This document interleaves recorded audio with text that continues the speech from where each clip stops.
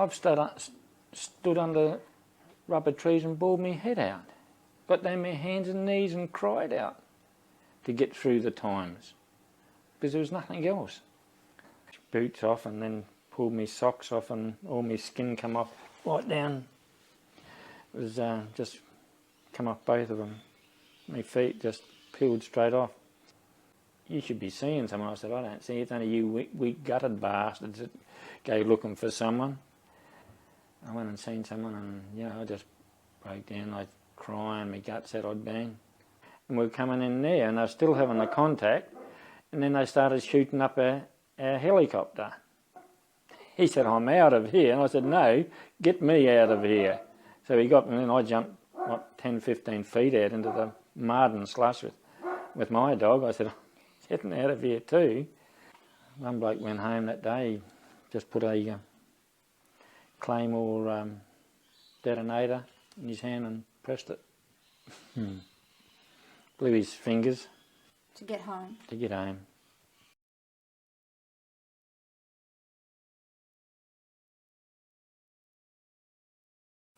Okay. Well, we'll just talk about this life summary. So start with when and where you were born. Yeah, I was born in Kingston South East, South Australia. Father Malcolm Cameron, mother Laurel, and I had 7 brothers and sisters, and we had a good childhood, and all brought up to be those days no cars, walked, and I joined the services in 1965 and left home and went to Inf Centre and become an infantry soldier. And while I was in there, I was being too young to go to a battalion. I was sent to train the dogs. So it was in there that I learnt the trade of the tracking dog, and from there trained for about 12 months before I joined the 7th Battalion, and in the 7th Battalion I became the first dog handler to go to South Vietnam from Australia, and 1967 to 1968 we served as a successful tracking team within the 7th Battalion, and on return from South Vietnam I returned to Imp Centre and became an instructor with the tracking dogs at Imp Centre for the remainder of my service, which was another 3.5 years. Norm, something that occurred to me was pets. Did you have pets as a child growing up? Yeah, we always had dogs and cats, and most of the dogs that we got then always come down by train. My brothers all come from Adelaide. I'd see them in the papers, and they'd come down from Adelaide by train. So that's how we got our dogs. And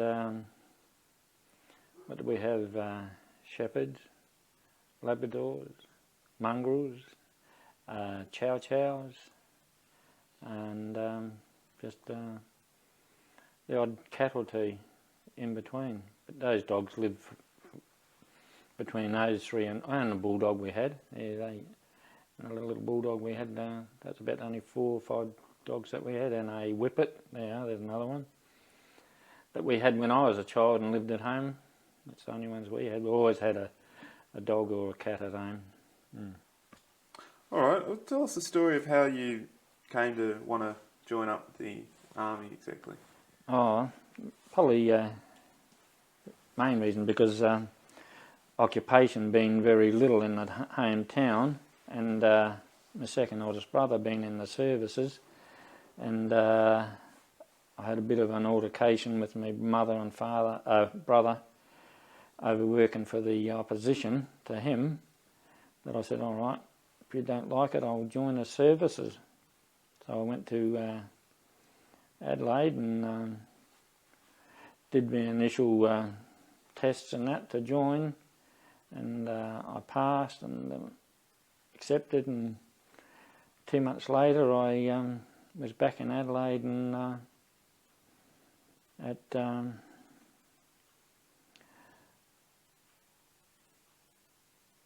Cassius Barracks. I joined up there. That was where we joined up. Said me words of allegiance, and I was it. And then off to Kapooka for 3 months. Spent 3 months in there doing the basic training, and then from there I went to what was it? But I come 6th in the out of the top 6 out of the 30 platoon.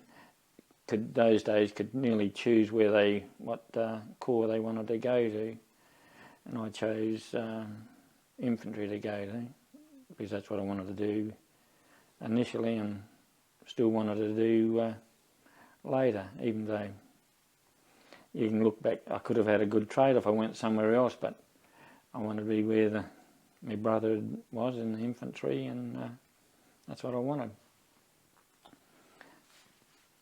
Your brother already joining, like how much of an influence was that? Oh, a fair influence, because it was getting away from, not away from the town, giving us another opportunity that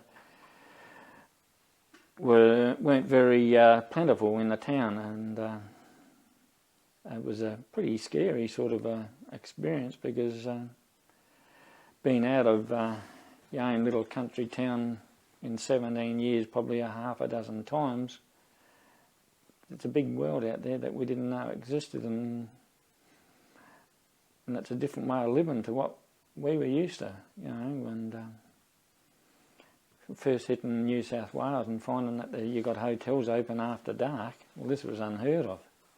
It was in the days, it was pubs and that, everything was closed by 6, and that's how we lived. Here we are, we've got a place in Sydney with the lights and everything seems to go for, doesn't close down. And you've got people coming from all different walks of life, and it's just boggles you, just mind-boggling of something else exists outside of your little town. So there's a lot of adapting to do. How did your mother and your dad feel about you joining up? No, they were behind me, and they never ever said no. They signed to say that I could go, and they also knowing that there's limited opportunities in the town, and having no trade, you got to be careful where you're going, and they could see that no harm much could come of this, because if anything, we'd get straightened out. To them, it was discipline. If you're going to get anything, you get more disciplined, and they were all for it. And they were in the, I think the Vietnam War was only just virtually getting going those days, and down there we didn't see or wasn't really know what was happening over there compared to in the city, because they had TVs and where we never, so they could see what was going on. But they didn't care. They were all for it. And so you saw a future in this? Services? Yeah. I just saw 6 years. I signed for 6 years, and after a few months you sit there and you say, oh, how did we get into this? But then you say, I chose it, and I'll do it. And if you kick it, you get kicked harder. So took it by the teeth and said, let's run with it. And if you never did that, you were fighting a losing battle. So I said, I chose it, and I'm going to cop what I get, and whatever happens on the way, so be it. because once you're there, you got no, you don't have choices. You just go with what or where, which we accept. And I think it was the National Service was coming into swing then. We had a few intakes just before I got there, but different attitude in the regular soldier and the National Service. I've got nothing against them, and a lot of them were brilliant diggers. It's just those few that, why me? They never had the same attitude as us. I chose it, I'll go with it. But we had some good diggers in the National Service too, don't get me wrong. And why did you want to go to infantry? Because mainly my brother was there, and I thought I wanted to be a soldier. If I'm going to be there, I want to be a rifleman, a soldier. Go to where the big boys were. That as he said, that's where you want to be. And I didn't look at any other aspects of the army than that. I guess when you're young, does the thought come into your mind that infantry is, closer to potential death, or? No, didn't even think about it, and just wanted to be there. And were you aware of what was going on overseas, Vietnam? Yeah. Now, once we hit there in Sydney, infant centre, we were, because being there, that was where a lot of movement was of people being sent to Vietnam, because a lot of the National Servicemen were coming through. Once they finished their training, they came to infant centre and were posted out as reinforcements through where we were, and that's where we became more aware of what was going on, and you'd hear what was going on daily. You get reports of what was happening in Vietnam, and we've just, a lot of the soldiers were excited about going, and a lot of them being National Service ones coming in and shipping out. There was nothing. A lot of excitement in the camp, virtually, of wanting to go there. But I wasn't ready to go then. Too young. So, what were you hearing about what was going on there? What were they telling you? What were they telling us? People were getting shot. People, time was up, and some were coming home, and just hearing about normal conflicts that they were having over there, and a lot of people coming in and getting trained especially for that. Like you're going back to, they had a lot of warrant officers there, that get training officers, going to the training teams, training the South Vietnamese regulars and all that. A lot of those were coming through doing courses there to do that, so you'd hear a lot from them, and a lot of those warrant officers coming back had been over and done the training terms over there, so they also teaching us different aspects of the war in itself. And you said you were doing this infantry training. How tough was it? Was it? How tough? Yeah. It was a time when you had to learn to carry so much on your back, walk so far, run so far, climb ropes so high. It was endurances of things that we were pushed to our limit, and you'd have people falling over, but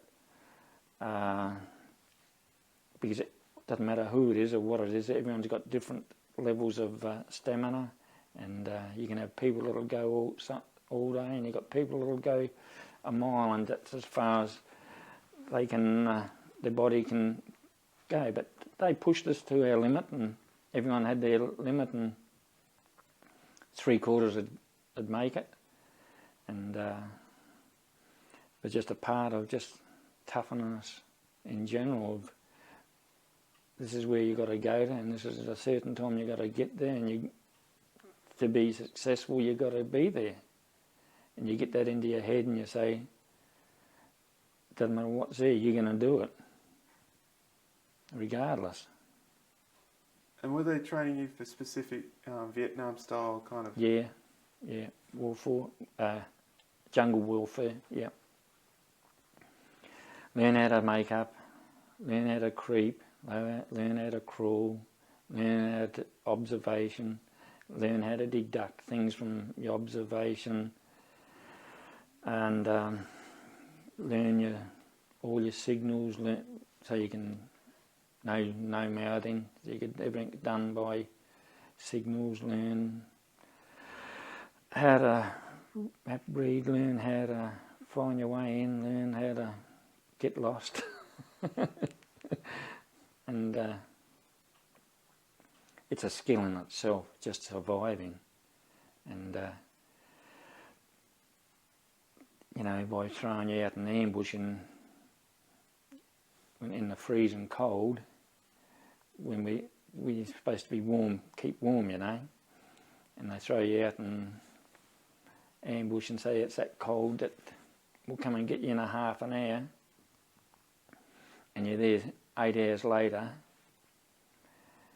and you know damn well that you can't leave there. You just got to stick it out.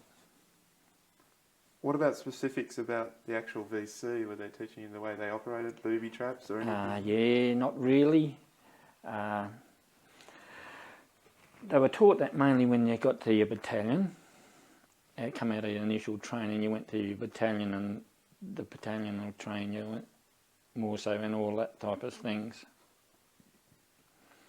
It's, but initially in the 3 months at Inf Centre, it was just rifle, learn how to camp, learn how to set ambushes and etc., and learn how to shoot properly, and learn just how to look after yourself. Now you said you were quite young, too young. Yes. Tell us what happened because of this. Yeah, when I was finished the corps training, we were put in to go to our battalions, and way they turned to go to Vietnam then, but when I applied I was only 17 and a half, so no, 18 and a half. Too young. If the battalion was called to go overseas straight away, I wouldn't have been able to go, so they sent me to a tracking team, a place called tracking team, where they sent all the young diggers that were too young to go to battalions. And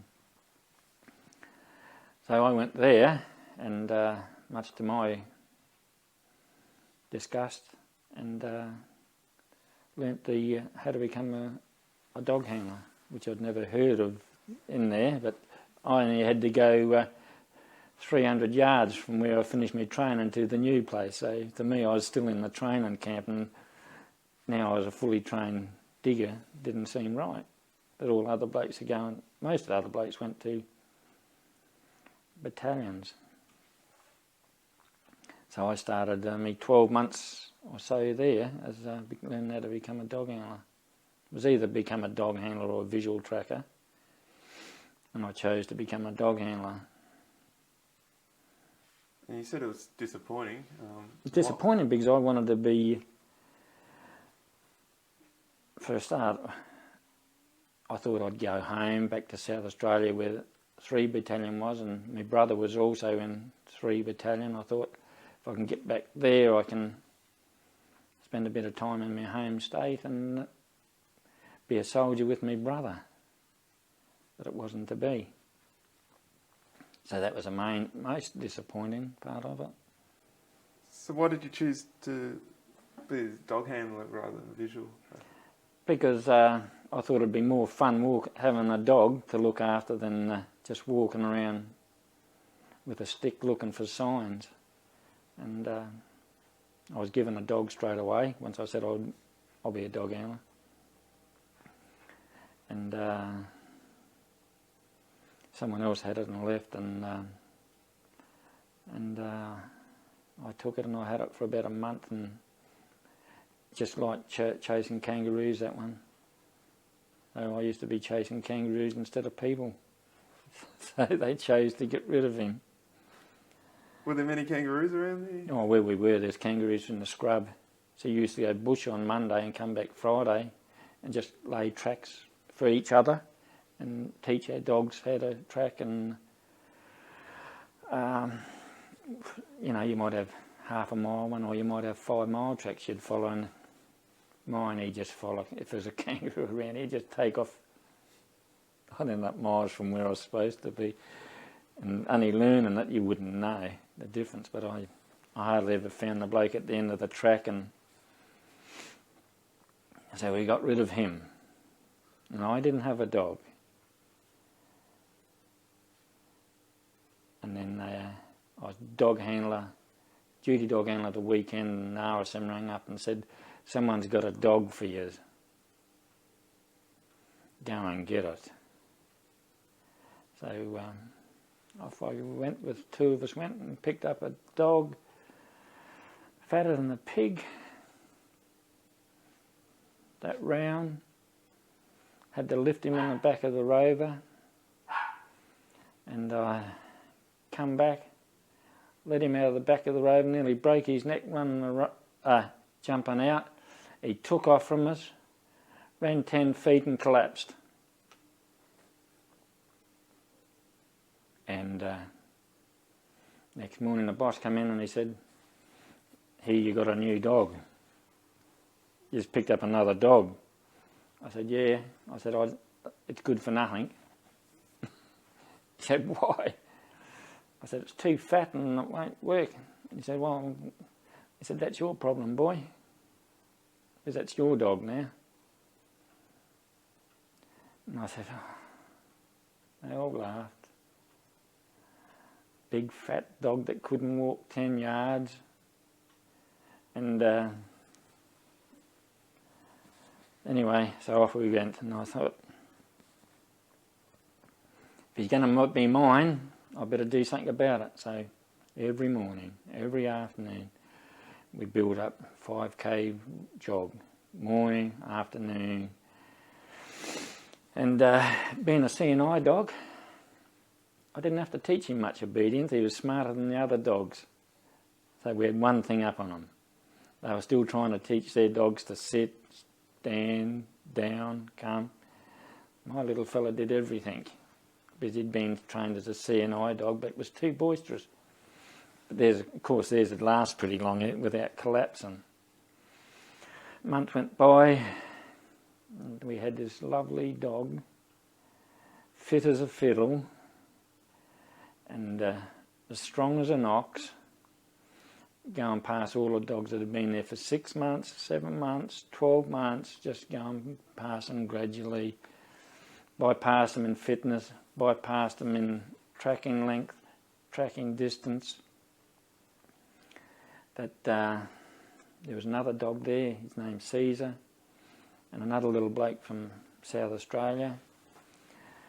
He had him, so it was 2 little South Australians, 2 little pipsqueaks from South Australia, had 2 of the top best dogs.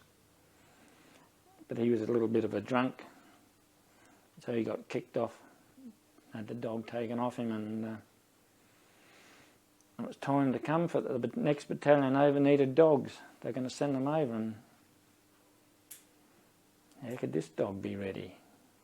They're going around asking the corporal that was in charge of us, what dog's ready? And he said, there's only one dog ready outside of Caesar that had its handler, and that was mine, Cassius. And so we had platoon commander courses. So we had platoon commanders from all the battalions that come down and learn about the dogs. So we'd have a course and we'd work with them. And then we did on that course, the boss came up and said, bring your dog. Wasn't because I've only had him for a little time and that. He said, you reckon you're ready? And I said, I'll give him a go. and he had to work with the top dog. Top dog went for about 200 yards and lost the track and get yours in. And 2-day track. They normally do it for 2 days. So my dog had the track 9/10 finished in 6 hours, bypassed all the deceptions, had the enemy buggered, had them burnt out in the one day. 20 k's we travelled through the Blue Mountains in that one day, up and down. And he tracked all the way. He didn't need the other dog. Next morning, got up, he said, let's get going again. My poor little bugger couldn't walk. He was that stiff and sore, he just couldn't get up. So we had I put him on my backpack and carried him out. And from there the boss said, I'm the first one out. So but he never ever pointed. Indicated. Dogs were taught to indicate. When they got to a certain distance from the enemy, you change. Normally, if a track is old, the scent's on the ground, and when you hit a new scent, the head will come up and go like that. Because old scent will drop and sit on the ground. New scent will still be drifting around. So when they come from the old scent and come into a new scent, the dogs will lift up straight away. But my fella didn't. He just kept going. The only thing he ever wanted to do was find the bloke on the end. Literally. Straight in. And that was the problem I had with him. Other than tracking, the best you get. But wouldn't indicate. How do you try and train them to indicate? We tried to get them to indicate is when you laid a track and when you stopped. If I stopped there for say 3 or 4 hours, sitting on the end, your scent would be coming off, and the longer you sat there, the circle of your scent sitting up would probably go from 10 metres out to about 50 metres. Your scent would be going out. And we used to compensate that by, when I was doing a track, get someone to walk in a circle around the end, so that when he was coming on the old, someone had just walked around the end, and when he hit that new scent, he'd lift his head to try and get him to, when he hit it, to lift it, but he never ever would. He kept on ploughing straight through it, and it didn't matter what I did. And he wouldn't do it, or get 10 people to sit at the end, which would give you a stronger scent. But he still wouldn't. And yet Caesar, the other one, brilliant. He'd do it, he could nearly pinpoint how many enemy there were there. He was that good on his indication. But mine, good worker, but it wouldn't do the fine thing at the end. Was there a system of rewards you'd give them if? No, we started, when they initially start them, to learn to track, we give them a little bit of a biscuit at the end. But, not when they got work, and otherwise, if you start doing small tracks, say 200 metres when you're learning them, and you give them a biscuit at the end, a lot of them would think, when I get to 200 yards, I should be getting a biscuit and pack it in. I said, I'm not going to keep going if you're not going to give me a biscuit when I've done me 200 yards. You know, so you had to cut that rewards out pretty early, because some of them will say, that's it. So you had to be as smart as them. As dumb as they are, they're smart. That's why it's you had to learn to be a team, work around them. And they had to work around, I had to learn how he worked, he learned how I worked. And I'm saying that you can't just pick up and give it to someone. But doing it and learning, man, it's absolutely fantastic that you got something there, and something you learn to love, trust, and he does the same for you. You don't get it. Pretty hard to get somewhere. Were you also taught things like everybody has a different scent, every human being has a different scent? Yeah. Mm. So obviously the dogs, their best scent is their smell. Scent. Their best sense is hearing and their smelling. Oh, really? That's their best top senses. Mm-hmm. Their eyesight's not real good. Close, yeah. Distance, they can't picture what's it. They can't make out of the distance. So their top senses, their smelling and their hearing. Mm. So they could actually, so Cassius could actually smell you before you even got to him. Yeah. Mm. They get smelly, and they get used to your own animals. They get used to you walk to your place and your dog won't bark, but someone else will, and they'll start barking. They know. They pick your footsteps. They can hear all those things that we take for granted. That they get used to, and they say, "That's him. I can hear him coming." They'll come around the corner, even cars. They'll pick that sound of your car. So, for instance, when you'd be walking down to see Cassius, yeah, he'd already be excited by the time you got there. Yeah. Mm. About the cars making noise. Oh, maybe. yeah, they pick up the car noises. They even your own dog at home, they pick it up. Doesn't matter what it is. See, dogs don't think. They work on repetition. They only see in black and white. They only see black and white. So, gee, that could be confusing in the jungle. Why is that? For them? For them, maybe. They Right? don't work on looking. So it's all hearing and smelling. Yep, So. smelling. That's all they have to do. They when they're working, it's just smell.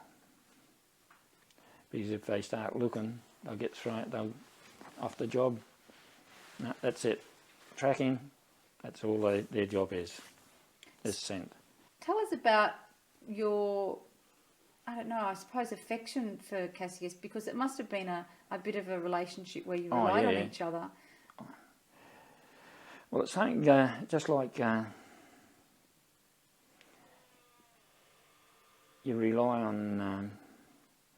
Got to this stage of when things started to seem fair dinkum, that it's all good fun in the beginning, and when things got to the end of halfway through training, and that, hey, he's going that good, that we could be going somewhere together, if you know what I mean, and it wasn't on a picnic. Is that we really thought, that black thing there, it could be the death of me, or someone else, or he could save someone, that we said. And it was then that you really sat down and thought that he had to get to know me better, and I had to get to know him better, and probably in the last 6 months that he slept with me, I slept with him, I ate with him, I ran with him. It was not only me, it was all the other handlers with theirs. Do you want to pick her up? She obviously wants you to pick her up.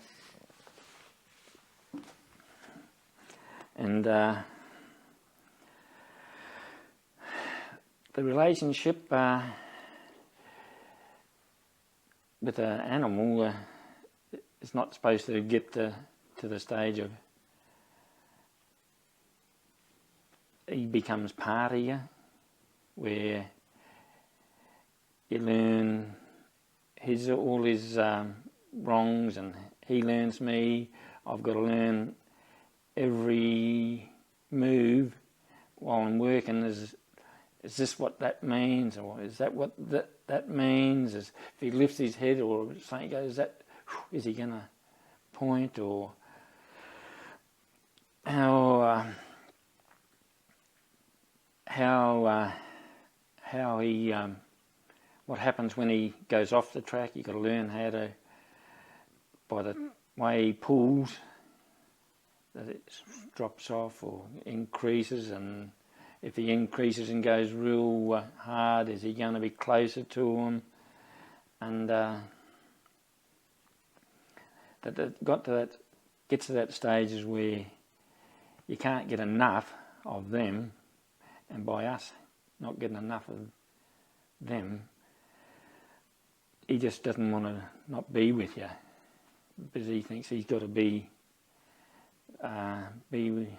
part of it. And very hard as a relationship. He's just your right arm, and it's just like he's just like having a gun with bullets in it, not a gun with nothing in it. A gun's no good without ammunition, and he's no good only halfway there. Sorry, just to clarify, you were the first dog trainers to actually go over to Vietnam. We were the first. There was something different, and that they had a battalion, and we don't want to be the first ones to get taken up in this. What do we want them for? What do we need this to? We got 12 of our, and the top diggers that we had. The 12 of the top diggers, most of them just come back from Malaya and Borneo, all regulars, and probably 5 years service that were in the dog squad. And 12 of me best soldiers mixed up with them. And no way, they couldn't comprehend. He said, we'll use the diggers for normal duties. He said, but the dogs. And yet the dogs became absolutely crucial. Yeah. Well, we haven't got there yet. No, we haven't. But I mean, just from reading. I'm just talking. There you. That's our introduction. They didn't understand it, and it's just like a mechanic trying to talk cars to someone who just turns a key. I'm the same. What do you need? What do you need to know? Someone else does that. But when you've got to take this on, where that was my introduction to the battalion and my little dog, and what made it worse was Private Cassius. Everyone laughed.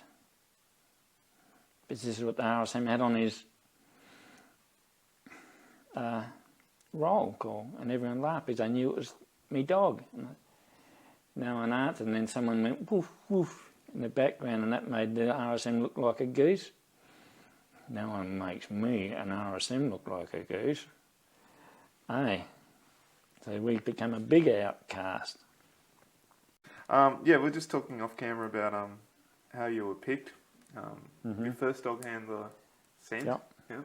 Tell us what happened. What happened was there was probably about approximately 20 odd dog handlers, and all approximately the same age, between 18 and a half and 19, and I was just turned the age of 19, and where I was eligible at the right age to go overseas. Plus, at that time, I had the most suitable dog trained, ready to go over and do the job. There was probably 2 top dogs at that time, but the training wing wanted to have 1 top dog go to 7 Battalion, and 1 top dog go to 2 Battalion, so that they didn't have just 2 top dogs in one team, where they could have a good dog and a medium dog in each team, so that it wasn't overloaded with good dogs, but each team, first 2 teams that were to go over, had top quality dogs in them. And Cassius, mine, he was then probably to everyone the second best dog to go over. And I wouldn't be fair to say to my dog he was the best in my books. And that's the reason that I was chosen to go to 7th Battalion as the first battalion to take dogs to South Vietnam. March, 13th of March 67. We left Australia to go over. And how are you feeling about going? Oh, excited. And looking forward to going over, as most of the blokes that were going over, looking forward to, what do you say, a new adventure, doing something that we were trained and drilled. This is what you'll confront and this is what you'll do. And if you're going to get trained for something, why not do it? And wholeheartedly for it. What did you have to take with you for the dogs? And everything? Well, we just took their food bowls. We took food and drink more. Normally we get issue with about 4 water bottles, but I carried another 4 for my dog, so that I had 4 and he had 4. So that we had to make sure we had permission to be issued with all this extra equipment to carry for our dogs, and make sure that there was an issue of we had spare tracking leads, harnesses and collars and choker chains that the battalion at that stage where I just got hadn't even thought about ordering those things. So that was my job, to go and see the CQME and make sure he had all that stuff before we went to Vietnam. And if I needed it during over there, that was there. Now there were 2 of you, weren't there? 2 dogs. 2 dog handlers. Mm-hmm. So what was your brief? What were you to do in those first couple of days? Our first time was to get there and start working the dogs, start exercising them in the stream coming from Puckapunyals in the cool into the tropics, and just get them start to get them acclimatised, get used to the heat that they had never been in. And we were there nearly a month prior to the battalion landing, and then that time we had first of all we had to get used to what happened inside the battalion once we got there, staying to at nights and all this type of thing, and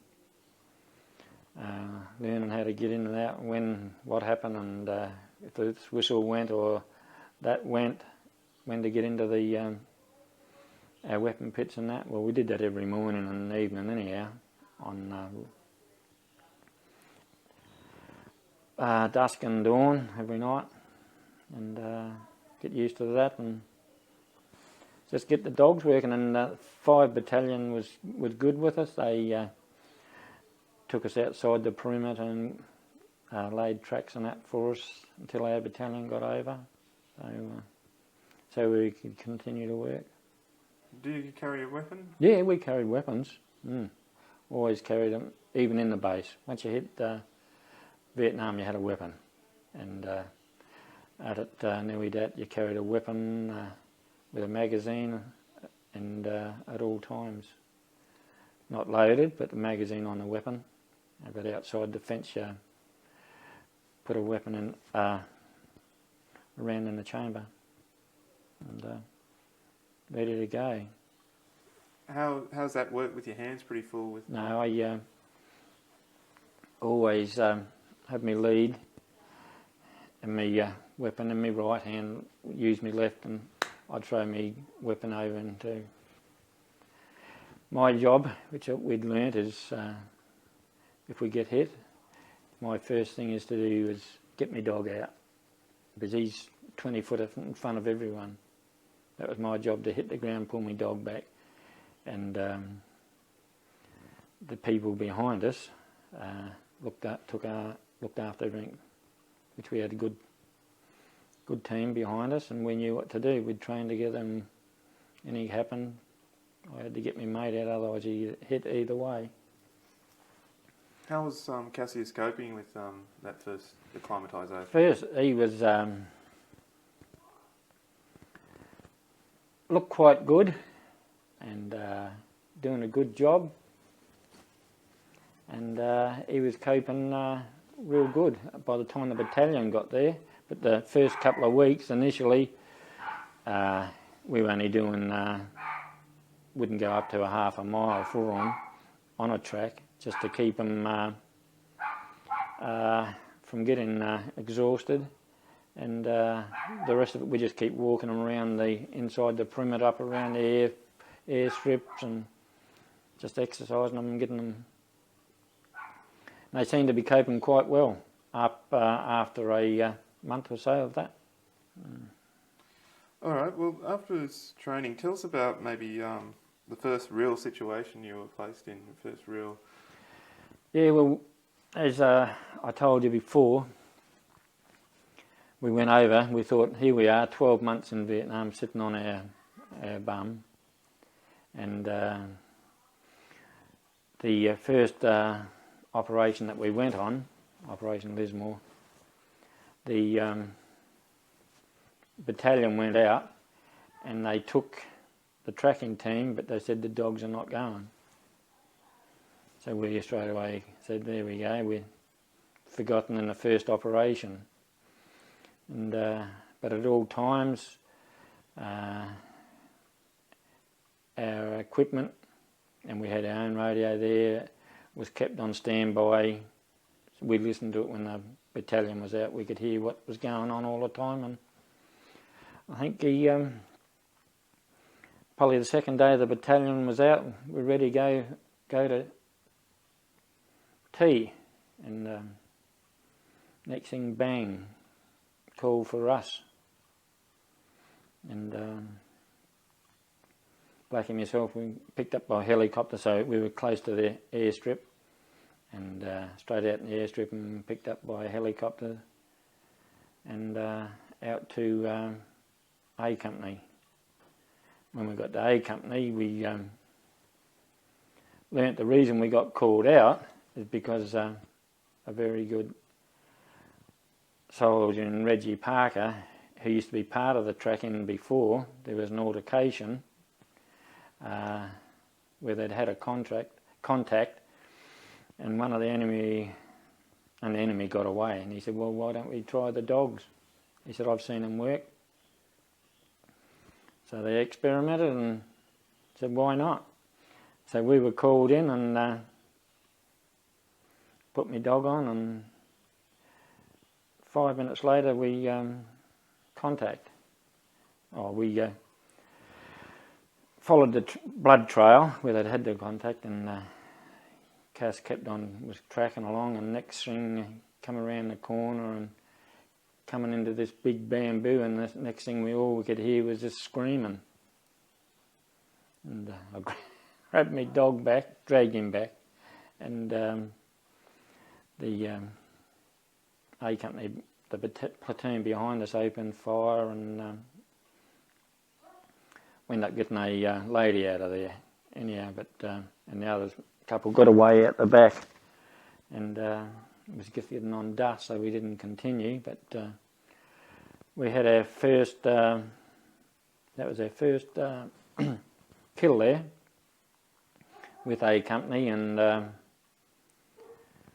the time we got the girl, and I said, let's have a look at it, and I took my dog around, let him have a good sniff, and show him, because this is a blood trail. This is the first time he'd ever had a blood trail. Normally it's just scent, but this time he's got scent with actual blood there, and he give him a smell and give the other dog a good smell around, and so we went back and spent the night with A Company inside the perimeter, and the next day everyone wanted us. A Company got the first kill, and all the other battalions said, well, if they can, we're going to get the dogs too. So for the next week or so, everyone wanted the dogs. They'd call us here, and there's tracks a week old, there's no one been here, just everyone wanting to use us. But the best thing in between that was the following day, the battalion commander and the RSM flew in a Bell chopper, and they came over and seen us and congratulated us, and from then on they had a different outlook for the whole 12 months with us, and they were just different people towards us, and that in itself, as far as I could see, didn't matter what else happened, we had a win for the dogs, if you understand what I mean, for the respect in them and those that were to come. They respected them and said, this is what can happen, use properly, give them a go. So we won their respect, and for that we got a lot of work, and we were used in a lot of things. But that was our first one, and it's pretty hard to say when you're looking there and next thing they drag out something that's got about 50 holes in it, and they're just sinews, and it's something dead. It's another being.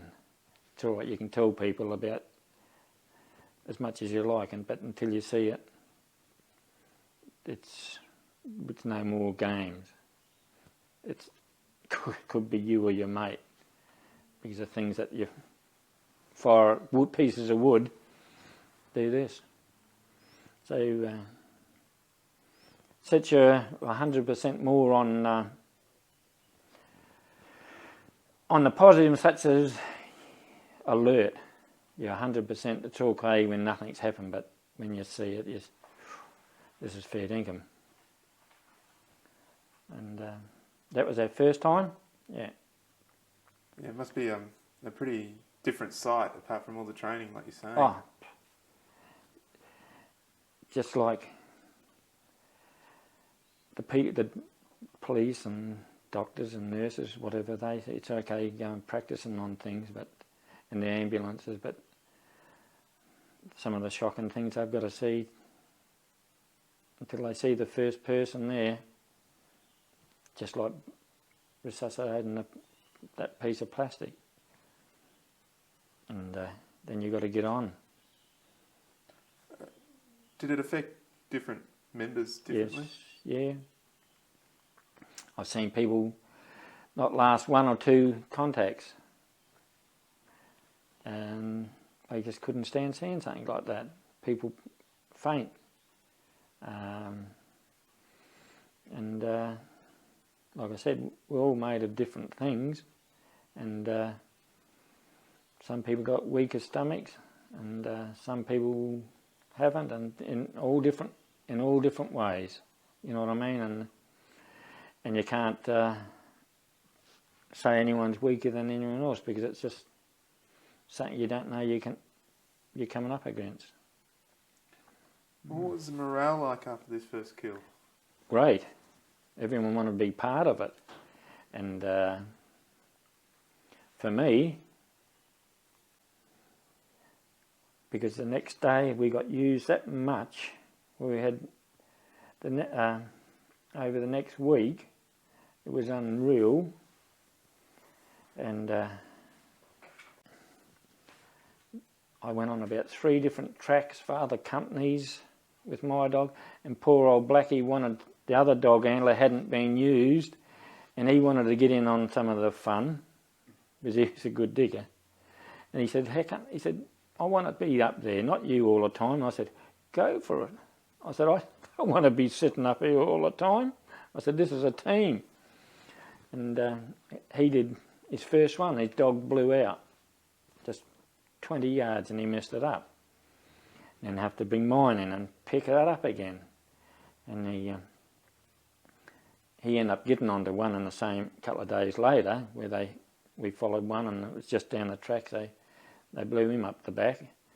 But and everyone was getting excited about us, but man, we knew what we were up against.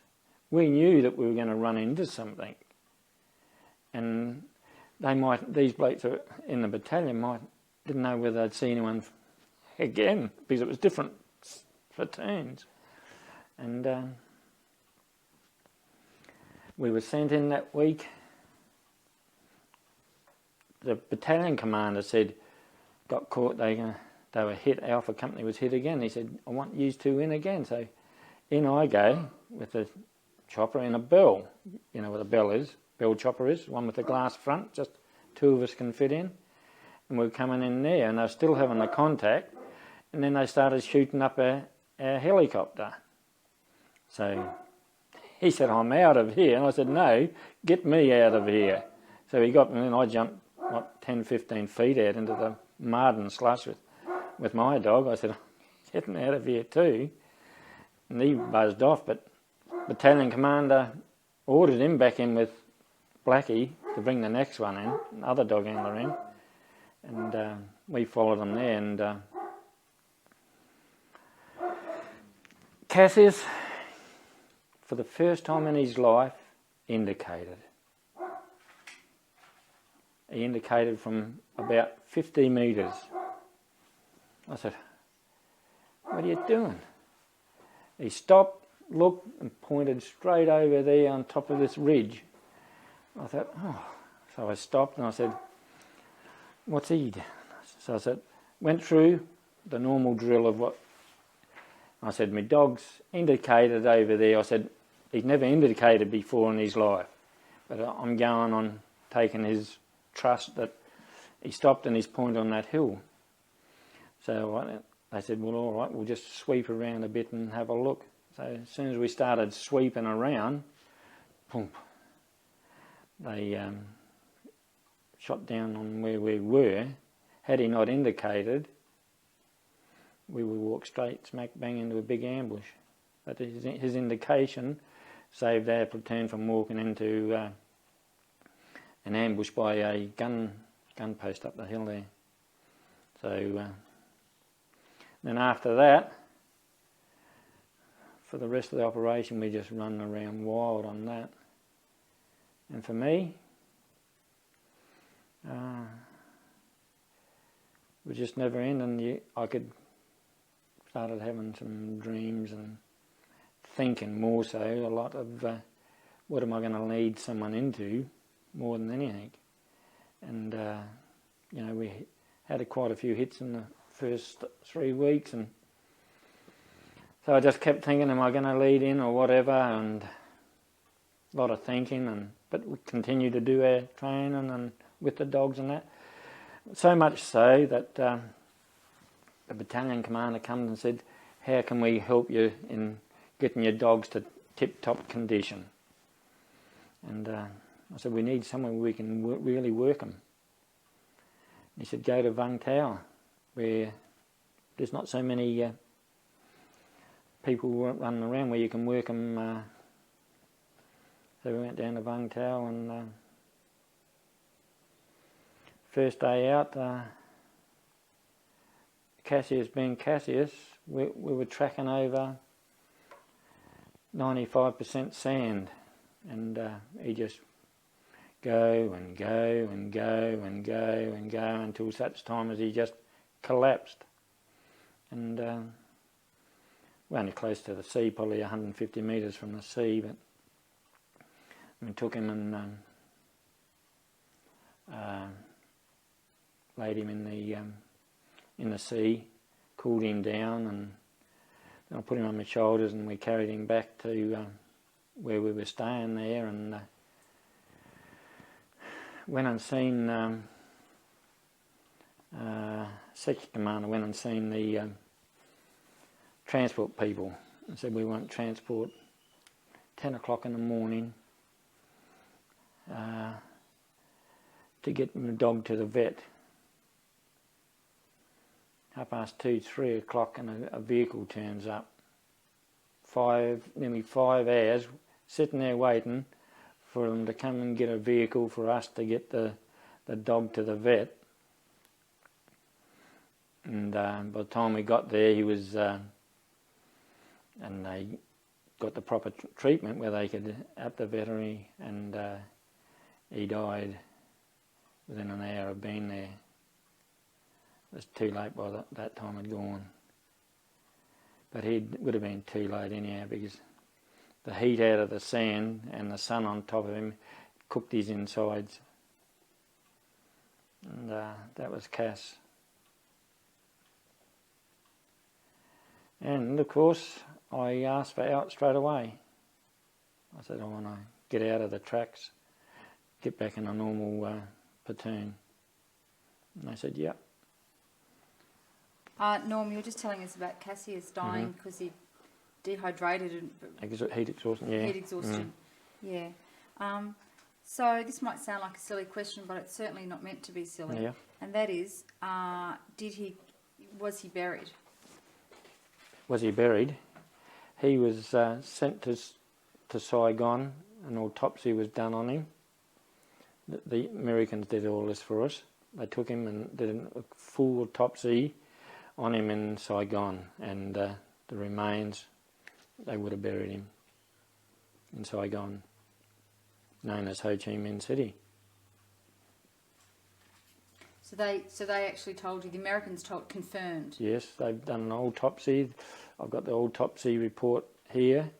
There's an autopsy report in the museum in Canberra. They have all those. They've all the records of what happened to him. So they know where Cass is.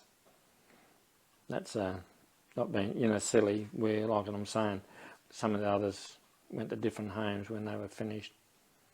I see. Now, you were just talking us through an operation. Lismore, was it? Mm-hmm. Where you ended up having to jump out the helicopter. Yeah. So would you jump out with Cass or hold him? Yes, or? he jumped with me, not in my arms. He actually, I grabbed him because he was in my arms, because there's only room for him down here and me here, so I had to jump out together out of the it didn't have doors on them, just open doors. We jumped out together there. There was a mud pop down the bottom underneath us, but we weren't sitting there getting any more pop shots at us. And now, how did you know where exactly to go? Because our diggers were down there. The chopper pilot was told where to go. He brought us into them. As soon as we come into the area, they were still having another contact, and then they started opening fire on the chopper as we were coming in. And he said, I'm out of here, and I said, wait till I get out of here. And he took off, but he had to come back again anyhow and bring another dog handler back in. This is our battalion commander's own personal helicopter and pilot, and he told him to bring the other dog handler back in too, Blackie. Why did they ask for that? Ask for Blackie as well? Well, so the two of us were kept together all times, and everyone knew where we were, and they had to have someone to work together. And it happened to anyone, someone else to look after the dog or whatever. But we always never ever split up. So, were you ever? The fact that Cassius picked up that there was an ambush 50 metres away. I mean, if he were human, he would have been given some kind of reward or award. Cassius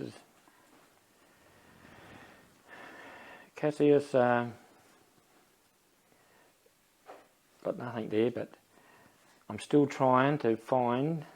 When I come back to Imp Centre, I went over to Holsworthy, to the swimming pool area there, and there is a little square monument like that high to Cassius. And if I could only get and find it today and put it with the battalion, the 7th Battalion, so they could have it instead of just sitting somewhere or hoping that no one ever pinched it. I don't know. I've asked some people to have a look, but no one can see it there anymore. So I don't know where it is. That's all he's got. And I thought that was great for him to do that. Was it a very different feeling to be, you know, you had your dog with you, so when the operation, you had a couple of contacts there, and that those first 3 weeks you mentioned. Yeah. I mean, you were there with your rifle, I'm assuming. Pardon? You were there with your gun. Yeah. What's the deal with the army? Do you shoot then, even with your... Me? Yes, Shoot, yeah. It's just because I know that you had that responsibility of the dog as well. Yes, he was initially my first responsibility for me, myself, to want to get him back, because I had blokes right on my shoulder anyhow, because I wouldn't go nowhere without someone sitting here. And I wanted a machine gunner there. And I said, if I want to go, I want a machine gun behind me. I said, I don't want what's the name? I said, I want to feel safer, as safe as you can be. And that was our policy, how we worked in the tracking team. We had a gunner behind me, and that's where he travelled all the time. And when we come to a platoon, they'd ask us if we wanted anything. I said, yeah, I want a gun right behind me. I said, I'm sitting out there, I'm not like this. I said, I've got my dog watching my dog, not nowhere else. I said, I want someone to be able to look while I'm doing this other thing. And a gunner used to be there, and if anything made you feel better and you could get it, why not? That's what made us, all the dog handlers had that. They felt better. Absolutely, it makes sense to me. Of course it does. And what about Cassius? How did he actually react to the sound of machine gun fire and everything? Who? Cassius. It didn't worry him. See, we take him up to the rifle range and sit him next to us when we fire. So they had all the fire anytime we went to the range or anywhere, so that they just another thing happening to them. So you wouldn't take a dog that was gun shy, which happened. It did happen. Yeah. What would happen? I'll tell you later when we get up further up the track. Oh, you can tell me now, that's okay. Oh, my second dog wasn't really... he ended up shell shock. Not by the time I finished with him, but just when he was taken over by the handler that came and relieved from me, he bolted for 3 days.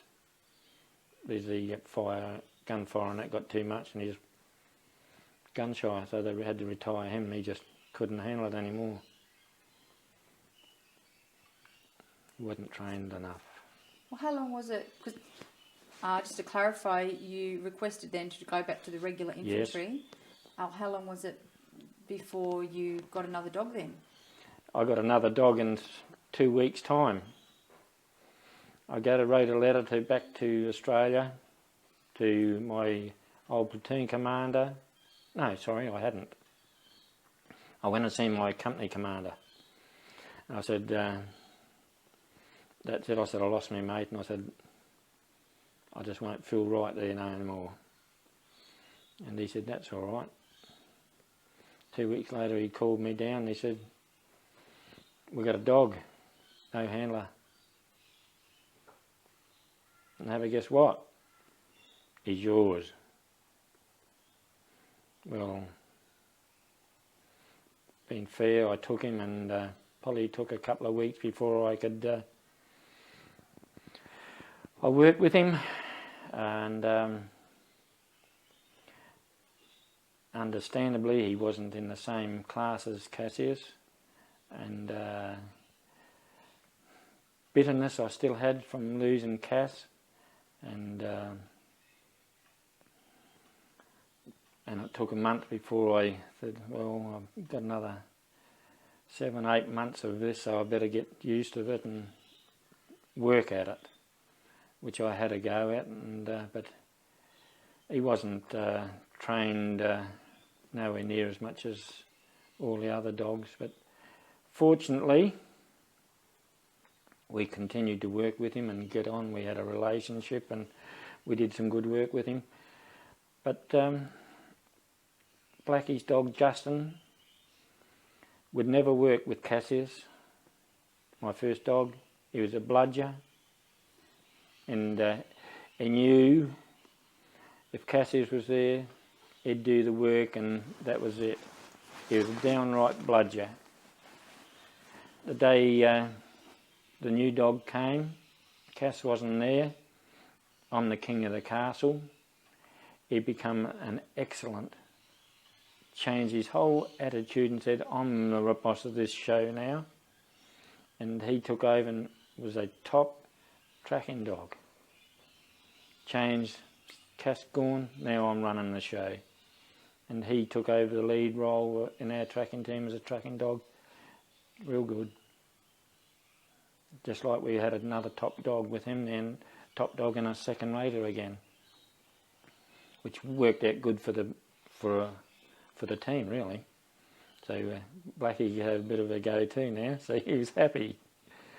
And but we worked as a like that. That's what happened to him. He wasn't trained properly long enough. So he would have only been in the game 5 months. That dog, not long enough. And I wrote back to the boss in Australia and I told him so. And of course they didn't think much of me. But I said, it's my arse over here, not yours. I said, if I want to be protected, I said, I want something decent. I said, this thing wasn't there when I left 4 months ago. So I said, how can you give me something that's not 4 months in training? Did the Army ever explain or apologise as to why it took so long to get Cassius to the vet? Never. You don't know why? No. Base waller and poofters. Pardon? That's my attitude to them. People who sat back in there on their arse and did nothing. All they did is get a vehicle, transport, they're sitting there. That's why I hear a lot of them call them people base wallers. I've got nothing against them, they've got a job to do. Doesn't matter what it is. If they're going to want that job, they do it properly, just like we had to. Didn't take long to get a vehicle if you wanted it. I guess it's if you were a human in pain, there would have been a truck there in an instant. Of course there would have been. Absolutely. And I suppose the thing also is that when you're with Cassie, you both arrived in Vietnam together, and there was a lot of learning you both had to do together. Yeah. When you had this new dog given to you, you were already way advanced than the dog, but you needed the dog to do your work. I needed a dog that would do what I wanted now. Yeah. And it wasn't up to that scratch. I had to retrain that dog in a lot of things.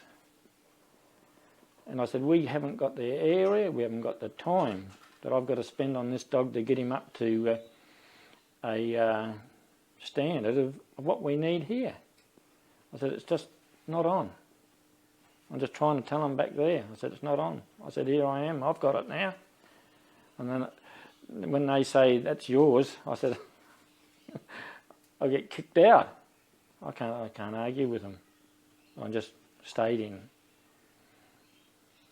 But can't say no to them. But you did say that you did do some good work with your second dog. I did some good tracks with him. What was his name? Tiber. Tiber. So you did do some tracks with him? Yeah, for sure. Yeah. Successfully? Yeah, we followed some tracks, and a lot of our tracks, we never end up finding enemy on all of them. You know what I mean? But while we're tracking, we come across their little compounds and their huts and that. So we stop. We cease following them then, and we stop, and then we search out their huts and their such underground tunnels and all those type of things. So that stopped then. We've had a win, so we found tunnels and that we'd never have found before. That would have been a horrible job actually going into the tunnels. Oh, we never went into the tunnel. We'd stand around and we'd go into cordon and search it off, and the engineers would come in and search them. But that's it. See, a lot of them, we're always finding something. Didn't have to be the enemy. It was a little bunker system or something that's sitting there. So we have to get that and blow that all up. So that finish of exercise of where we were going. Stop that, finish that, and go back to base again. Was there a particular platoon that you liked to work with? A company. They were good to us. They wanted us for everything. They nearly adopted us. And we got to know the bloke, see. For us, there's 12 of us. We were up here on our own and doing a lot of work with Alpha Company. We got to know some other good diggers and that, and learn to. They'd know how we operated. I was guessing to clarify that when you went off with a platoon, there was there was now you and Blackie, your dogs, the visual trackers, a couple of wireless operators or wireless operator, and a commander, section commander, and a platoon of rifle company come with us, or a section that'd come with us. So there'd be somewhere between 20 to what, 40? 20, about, up to 40, Sometimes only 20 of us. Most times it'd be 20 of us. But with that amount, you wouldn't go miles and miles away. You'd go within a kilometre. No, you got back a bit. But a lot of times the platoon and us all moved, so there'd be a good 40 of us. Good half of the time. So was there actually a time for you to have leave between these operations? We had a 5 days in Hong Kong for R&R, and we had 5 days rest and recreation in Vung for the 12 months. We had 10 days off out of base. But when was it time for you to have your first leave? Well, I think I'd done about 6 months, and I had, I think I went on, I'd come down with, I got choppered out actually, medevaced out on my legs. I lost all my skin off my feet, off from me, what's name down. Well, we'd been in the rain for about a fortnight. It hadn't stopped raining. We were out there, and I said, oh, my feet are that itchy. And took me shoes off, and I said, oh, I'll take my shoes off when I got back inside base. Took me company headquarters outside in the bush, took me boots off and then pulled me socks off, and all my skin come off right down. It was just come off both of them. My feet just peeled straight off. So I had to get heli medevaced out back to Nui Dat, and so I could get around for a fortnight without any shoes and that on there, get the skin back on. It was just been wet and just come straight off. Was it painful? Oh, itchy. More so than anything, because I didn't take any notice. Just hadn't had my boots off for 10 days. And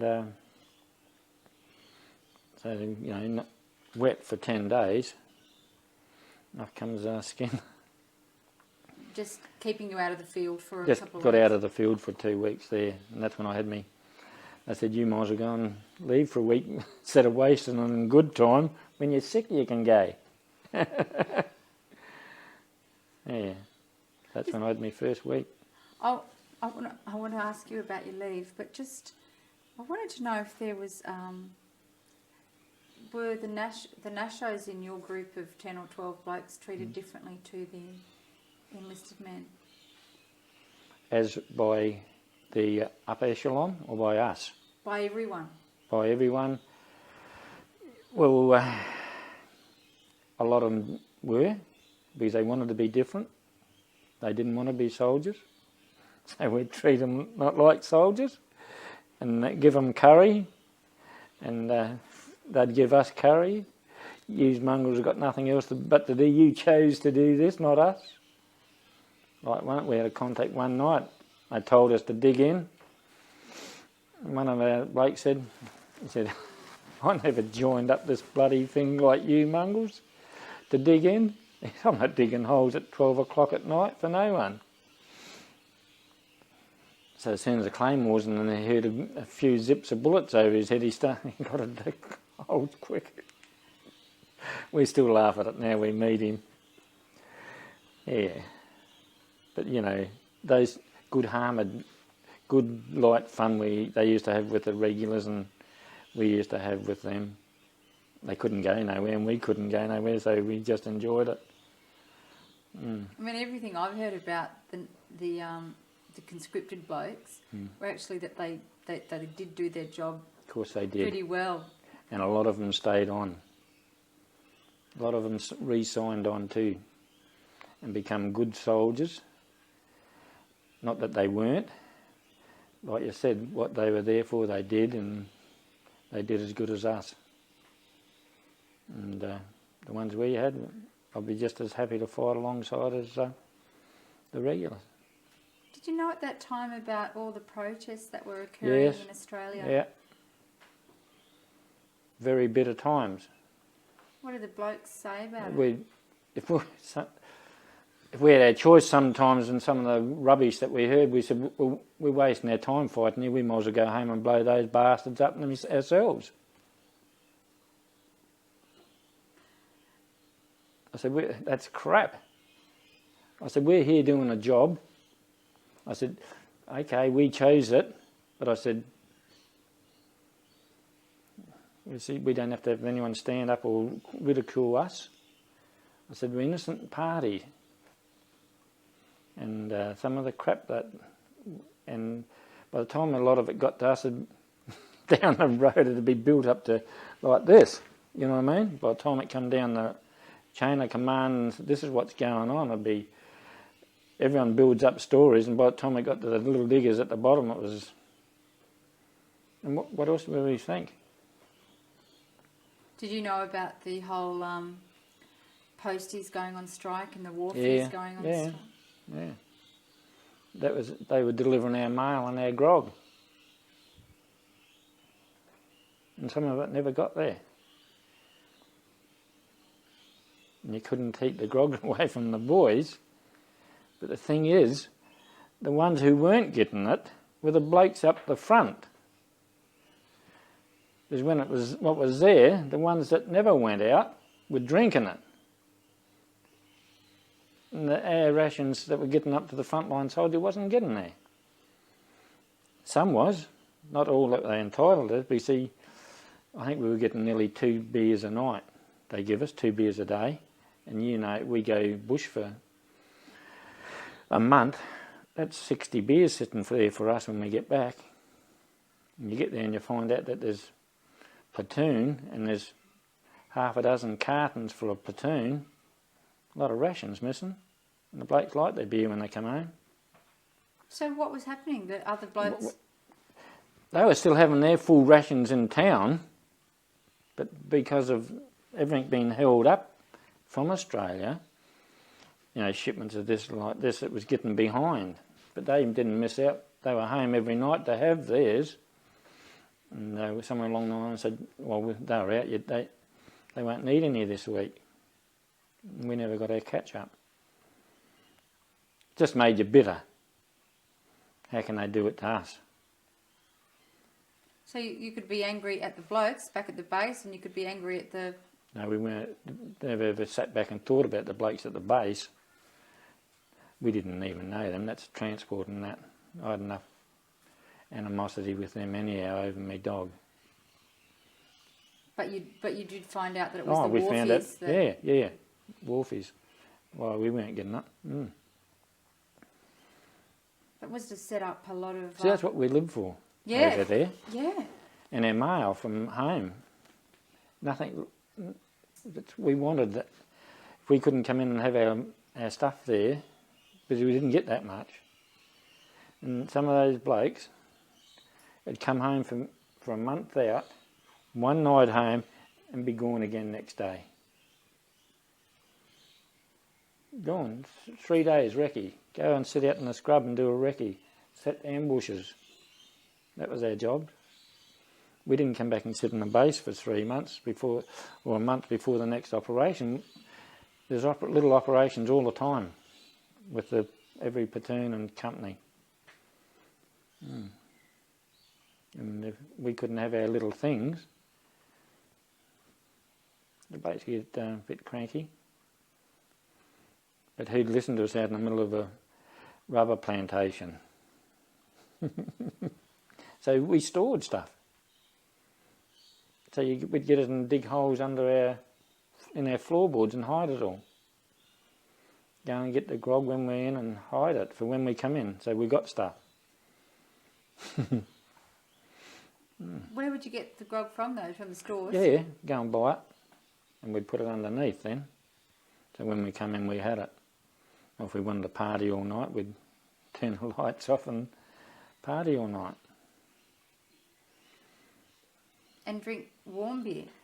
No, we had ice and that in there. In the hole. If it was hot or whatever, by the end of the night, it didn't matter. And were you smoking in those days? I didn't start smoking till... I started smoking that week that I got sent home. We just had a big contact up with the Americans. We were sent to the Americans, our tracking team. They wanted help. We went up and we had a couple of contacts and cools up there with them. They were laying roads through the scrub and they were getting shot at all the time. So 10 of us went up there and tried to sneak them out, and we run into a couple of them. Can you explain what was this operation called? I wouldn't know what operation it was, to tell the truth. But we went to the Americans, detached from support company and attached to the Americans for 4 days. How did you find the Americans? We would chop it in. They'd find us. I radio all the time. So they're working in another province, or sometimes they come down and work in the operation that we're in and help us. But they were making, this mob was cavalry, and they were doing some roads through, but they kept on getting shot up. And so they wanted someone to go and find these snipers. So they said, take the dogs. So off we went. And how did you get on with the Americans? Good. We were soaking wet. And they had tanks. And they'd pull up at the night time, drop the tank back, come out in fresh clothes and eskies of beer in there, and we'd be standing outside like drenched rats. And they'd close up and sleep in their tanks at night time, and we'd sleep under the big tanks on the wet ground. But we'd get a hot meal. Chinook would come in. First night we said, well, where are we going to eat? And I said, oh, don't get your rations out, mate. So he said, hot tea's coming in soon. In comes a Chinook, drops off the hot boxes, and away it goes. So here we got hot meal, hot steak and corn and potato. Must have been like heaven after eating bully this beef. is beautiful. Is that what you had in your rations? What? Bully beef or? Well, we had bully beef, and we had some baked beans and frankfurts and beans and peaches and that. We had 50-50 Australian and the other 50 American rations. Wasn't too bad. Learned how to mix them up, make the best of it. So tell us about this particular operation you were doing to help the Americans out. Well, apparently they were getting shot at when they were laying their tracks. You know, they've got the big tanks coming along, and they got the bulldozers, and they wanted someone to find these little sneaky ones that were having shots at them all the time. They had to keep ducking inside the... So someone must have had the idea, we'll send the dogs up and see if they can track them down and So we went in and they showed us where they'd last seen them, and we followed, and about 5 minutes later we ran into them. They were sitting down, so we shot 2 of them up, and a couple others took off, but that time of the night it was too late to keep following the others, so we just stopped and got those 2 and went back to the base and had a look around the next day and got choppered out. And they must have been working something in that with the Australians there somewhere, but it was an experience, believe me. I just stand there and blast up everything. Go to the perimeter and just blast. And here we are. God, now I don't know where we are. That's because we so sneaky, we try and hide. And here they are advertising where they are, and then they said, sleep under the big tanks. The only place they had cover, it was all a big round circle, all empty. And I said, what happens at night if anything hits us? I said, we just take off, go straight to the perimeter and do the same thing again. I said, thanks, mate. I said, well, here we are laying underneath. I said, But did you sleep under there? yeah. Well, the only place we get away from the rain. We had tents, but we're in there, there's no pegs or nothing to tie them to. It's all vacant, all empty. The only cover we had was getting under a tank. Well, because they could forget that you're under there. Oh, go, boom. I said, we just get in and go straight to the perimeter if anything comes in. I said, thanks, mate. I said, you'd be dragging us along. But that was all right. It must have been a bit of a concern how gung-ho they were, though. Oh, they crazy. But they were with us. They went with us when we were on the looking for them, and they might be gung-ho, but they're brave too. They do some silly things, but they're brave blokes. A lot of those, what's names? Did you get to know any of them? No. Like, personally? No. Spent a couple of days with them, and you're just another soldier walking around like a drenched rat. And one bloke went home that day, just put a Claymore detonator in his hand and pressed it. Blew his fingers. To get home? To get home. Was that common? No, it wasn't one of us. It was a big American. But I don't know. He did, whether he did it on purpose or not. All he did was said, I'm going home now. But what about so you were at a different base to the Americans? You actually Yes, yeah. didn't get to go and visit their bars or anything? No. They we were a long way from them. All right, I was interested, Norm, to know about the role you played as the dog handler, and just about. I was just thinking to myself, it's almost worse than a forward scout, and as far as danger. Yeah. Tell us about what it's like to lead. To be out there. Yeah. It's really, to be honest, it's the old saying, if shits were trumps, they would be trumps, if you know what I mean.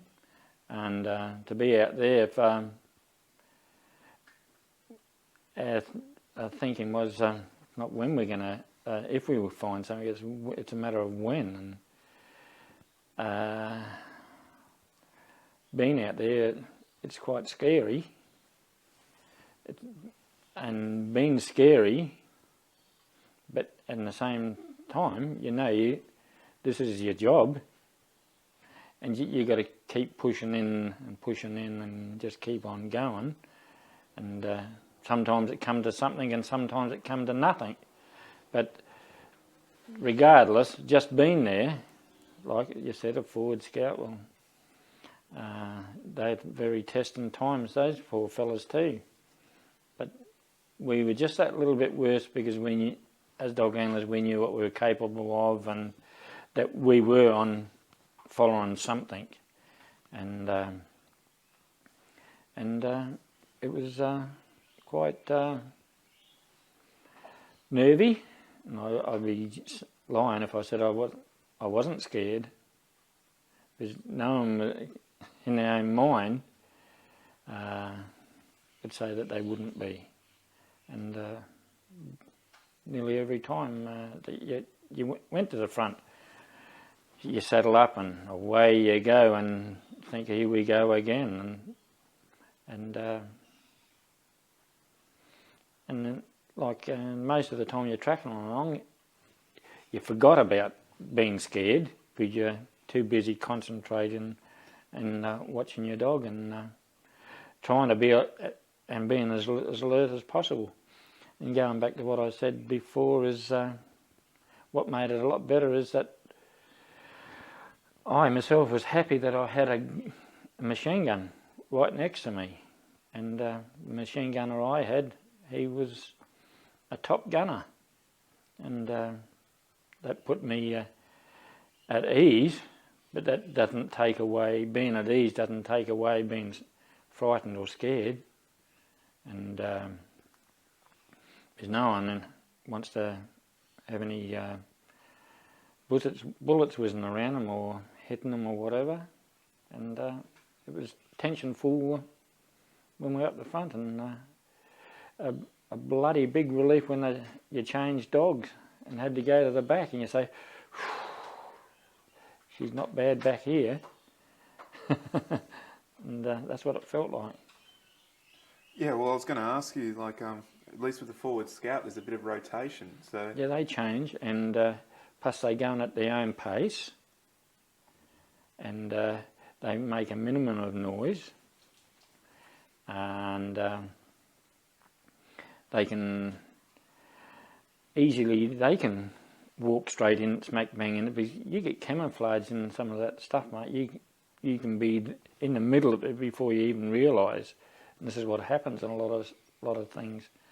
But we're motoring along at a lot faster pace, and like I'm looking, holding him, and trying to watch him, and of course I'd be lying if I didn't turn around and make sure my mate was still with me, because it's quite easy for us to get a few metres apart, because I'm getting dragged along, I'm getting helped where they're not, and a few metres can be a lot. So then I've got to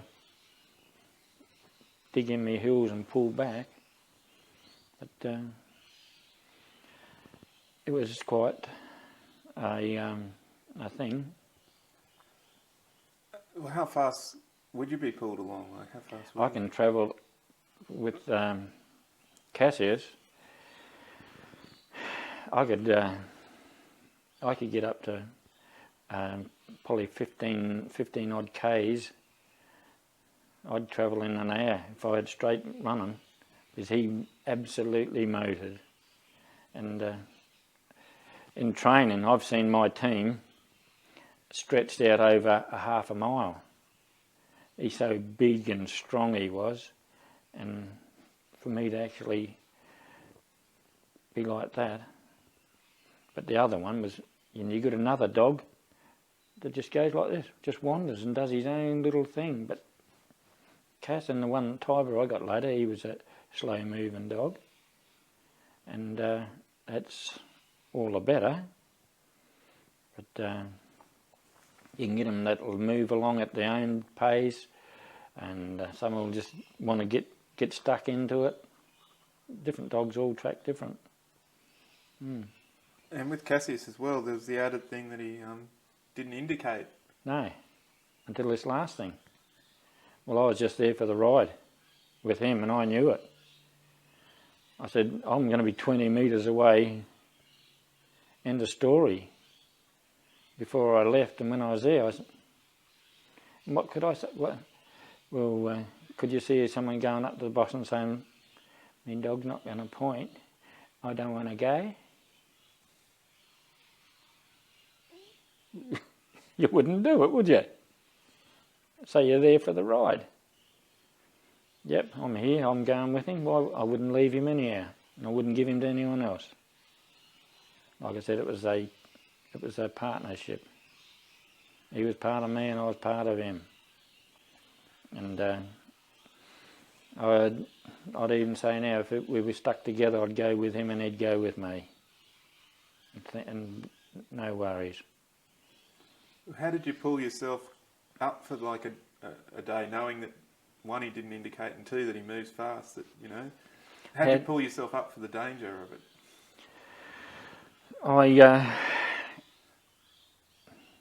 I accepted it. It wasn't a matter of last time, and I accepted him for that, and for the other part, they knew how Aspro, who was my gunner, he knew that I'd travel fairly fast, and he was tall and skinny, and he pretty well mobile, and he stuck with us, and he'd always hang on to him, and I'd pull him right up. See, they could see me from where I couldn't see them, and I say, you get to learn, I don't want to get away. And they'd say, well, we don't want you, because they couldn't, once I'm out of Mostam, I'd be coming their firing arc of fire. They couldn't fire. I'd be stuck out on my own, so I had to be with them so that they could get around me. It was my job to get your dog back. And if things got too big and he got stuck out there, well, I'd just drag him literally, you know what I mean? And but those things, it was accepted. What was it? You don't say accepted. It was I accepted it as my responsibility and accepted him, and prepared to go with it. That's a tough thing to accept. Tough thing to do, and you can sit back today, and you can, over your way of thinking, and a lot of times I still think about it and dream about it over the years of because they turn out to weird and wonderful dreams sometimes, where you wipe out people because you've dragged them in, taken them into situations, and that was the worst part. But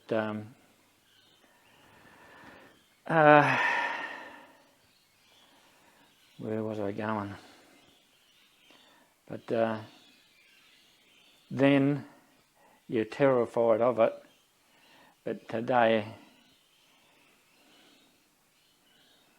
I wouldn't have cared Continental. And if it was a matter of going and getting him, I would have went in and got him out, even if it cost. That's a pretty strong relationship. Yeah, and we had that within the platoon ourselves. No one bugged out. I said we were here to make sure that if anything ever happened, because the whole team would be up front, we'd stay with until the rest or whatever come and got it, because there's none of this bugging out on each other. And that was the whole thing with all the diggers within the battalion, and even today, you don't. Well, how did you see Cassius? Did you see him as just a dog, or...? No. He's a mate. And a dog is something that's tied up in the backyard and get a pat and you throw a feed to, but someone you're given him, he's been given to you, and you're doing a job. It's either partnership, and he's someone I slept with, and someone I ate out the same bowls as him, I drank out of the same bowls as him. He's was good enough to do that with, and he was with me, sat with me, on picket with me, he did everything with me. and never complain, and can make you love them, and probably later on made me a lot more sadistic in a lot of things, because I lost something and I didn't want it in such a manner, and maybe it could have been stopped, blame myself or whatever. It just made me cynical of it. So you took it pretty hard. Oh, I was 18 months next to him. God, just like one of my mates in the platoon, and they did it the same thing. It cut the whole section in half. That did, because he was bloody brilliant in all more ways than one. He was, absolutely. And not a good mate. He's a good worker and that bloody good friend to me and to the other 12. And he was showed everyone how it can be done. He did. Did you see him less as a dog and more as a soldier, or? Yeah, he was a soldier, and he's been remembered as a soldier. Just like now that all the animals, just like the soldiers in the war when they had the horses, that's their mates.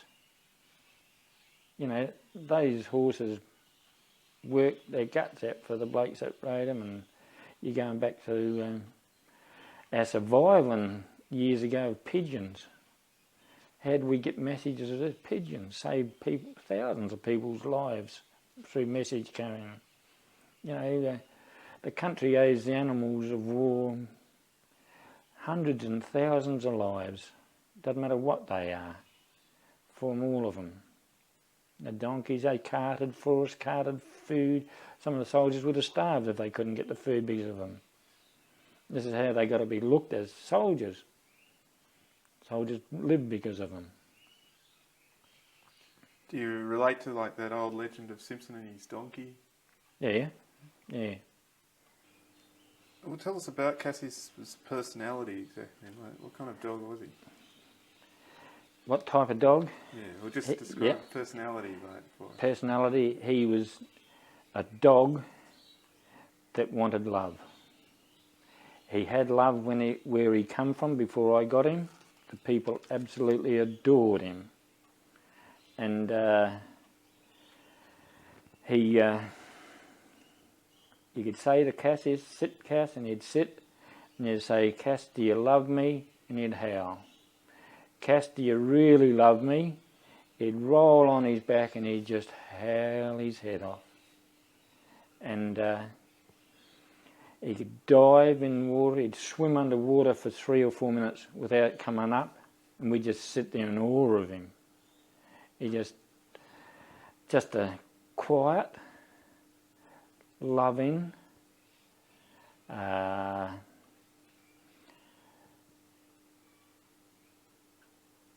and very strong. What I mean, his strength. I can understand why he dragged the people around, the blind people around. He just wanted to go. He wanted to be robust, but I looked at him, how could he be robust, that big fat thing? But man, the strength that he had in those 4 legs was absolutely astronomical. And that's how he wanted to go, just go. That's why they couldn't have him as a senile dog. He used to keep pulling the people around. But he loved doing it. He loved to please. That's all he wanted to do, was please you. And if he had the track, and if it meant him dying to please you, and that's what he did. Not only, it's not the first time he fell down in heat of exhaustion, it was the 3rd time. And he just wanted to do, no inclination that he was getting tired or puffed, he just bang, fall in a heap. And that's all he wanted, love. He didn't want it, he had it, and he just wanted to do what he loved and love you. We talked about rewards. When he did a good job, like going out on a patrol, what All would he you do? did was come in and sit down and cuddle him up. That's all he did, and he was happy for that. Drink of water and his food, and just wanted to be with you. It's not hard for the amount of work and what they did. All he wanted was someone to, and he just wanted to please someone. And that's it, and everyone loved him. Everyone they even meet now. Old Cass. That's in the old battalion. Everyone wanted to talk to Cass. Yeah. So lots of people would come up to him, pat him, and Oh, I never stopped that because to the extent of our diggers in the battalion, they always wanted to pat him and go on. You know, he's not a guard dog where keep him away from people. Let him and them enjoy him. In the same time, he wasn't a circus. He was a work dog. And you said he was quiet, so like he wouldn't bark or No. So he'd be sitting in the back of a truck full of dogs when we go on the train, and they'd be growling. Poor old Cass would just sit there and look like this. That's it. Take no notice of him. Lay down. Just wanted to be no part of any other garbage. Just happy to sit there and go and do his own little thing. How quiet was he on the job? Quiet. As in, never bark. He just mobile, go. He'd get that excited, he'd turn around in circles while I'm putting his gear on, just rearing to go, and put it on and go like that, and go, gone, and then off you go then. And take a few metres for me to slow him down to reasonable pace. And you said he could pick up the scent of the Viet Cong. Mm. I was wondering if you ever took him out, like in Vung town where there were Vietnamese. Yeah, he went in through there, but I don't know what it meant to him. The smell's different. Smell different to me and you too. But what he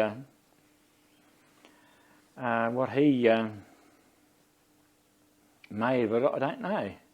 This could have been part of the when I actually showed him the first body, whether this was part of this smell, something like this is no good. This is what happens.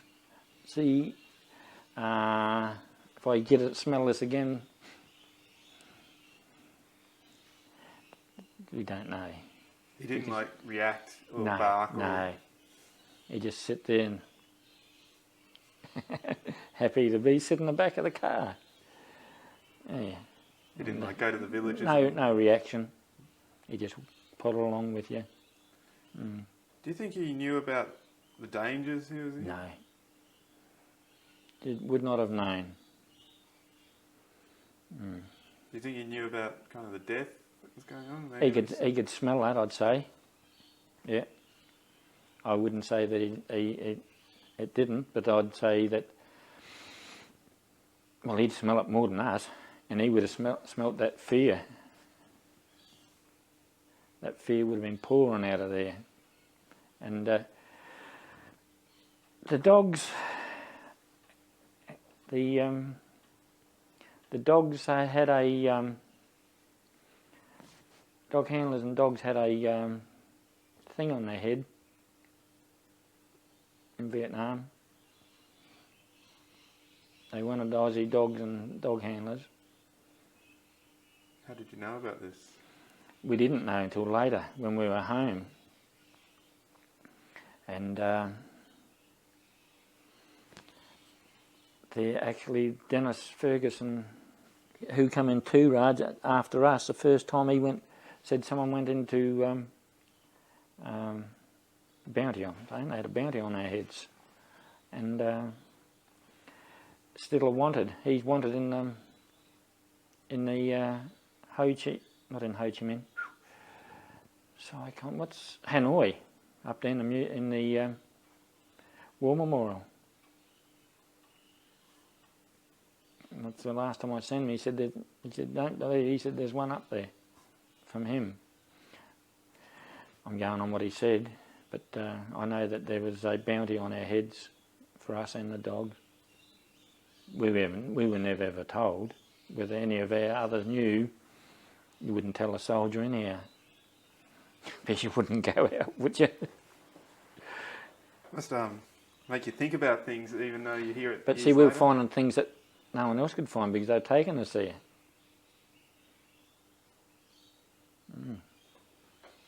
Must make you reflect on things. Well, see, actually, when I was talking earlier before the interview, it was about the sergeant being killed and sent out. And they didn't know he was still alive. And they wanted us, called for us in the day before. The dogs to come in and do, because they'd sighted these Viet Cong. But they'd gone out on an operation of silence, just took off complete silence for 3 days. And they just see where they could go and see what they could find before they actually would make contact. I said, not going to make contact with anyone for 3 days. We'll see what we can pick up just moving around and before they hit anything. And they called for us, but the battalion commander said, no, not till tomorrow. Because they seen these Viet Cong coming in. They said, can we get the dogs to follow them? And they said, no, got to wait till tomorrow. He said, and you can make contact with them, then we'll follow them and see where they go. Made contact with a battalion, 30 blokes. So that's how much we missed it by. Yeah, that's when he got out. 8 of them were killed there, and probably about 25 wounded out of them before they got reinforcements in. But we were called in there, wanted to come in there, but thank goodness. And but that's where that other bloke, you know, they looked for things and were going to search. That's when they used us for things to find them. It was a 10-storey hospital underground that the battalion was protecting. And the Americans carted stuff out of there for months. So you don't know what's around the corner over there, mate, and tunnels could leave you something massive. Well, I guess combined with everything that you're saying about how, with the dogs, you're almost assured of contact. Finding something. See, they were going to make contact next morning, sweep in, find it, and then bring us in, but they sweep straight into a battalion. You know, and they're talking 50 cows there. That's a big guns, big shells.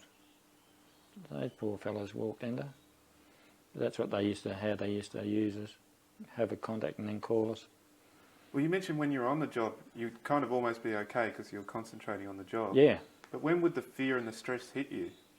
When would it? Yeah. Going in, actually getting to the place. Of initially coming from... It got to that way is where I said it's no good us, with our dogs, in a lot of these long operations, going with a battalion and walking for days, and then someone over there having a contact, then getting in a helicopter over to us, trying to make a helicopter pad to get out, to get over there. And when we get there, the dogs are nearly pooped because they've been walking for 2 days. I said, we're better off operating a lot of the short ones from base. So if they have a contact, we can be flown straight from base and straight to the operation, stop to where they had the contact. And we operated the last 6 months on that, and then we'd stop with that company until they wanted us someone else. But initially, we wouldn't go out until such time as we were required. Otherwise, the dogs would be walking for 2 and 3 days. Except when they wanted us to go with company headquarters in different times. And were there times when the dogs would lose the scent? Yeah. There's times when, for no reason at all, you go along and just nothing. Everything could just peter out. Not that so much peter out, I think dead end.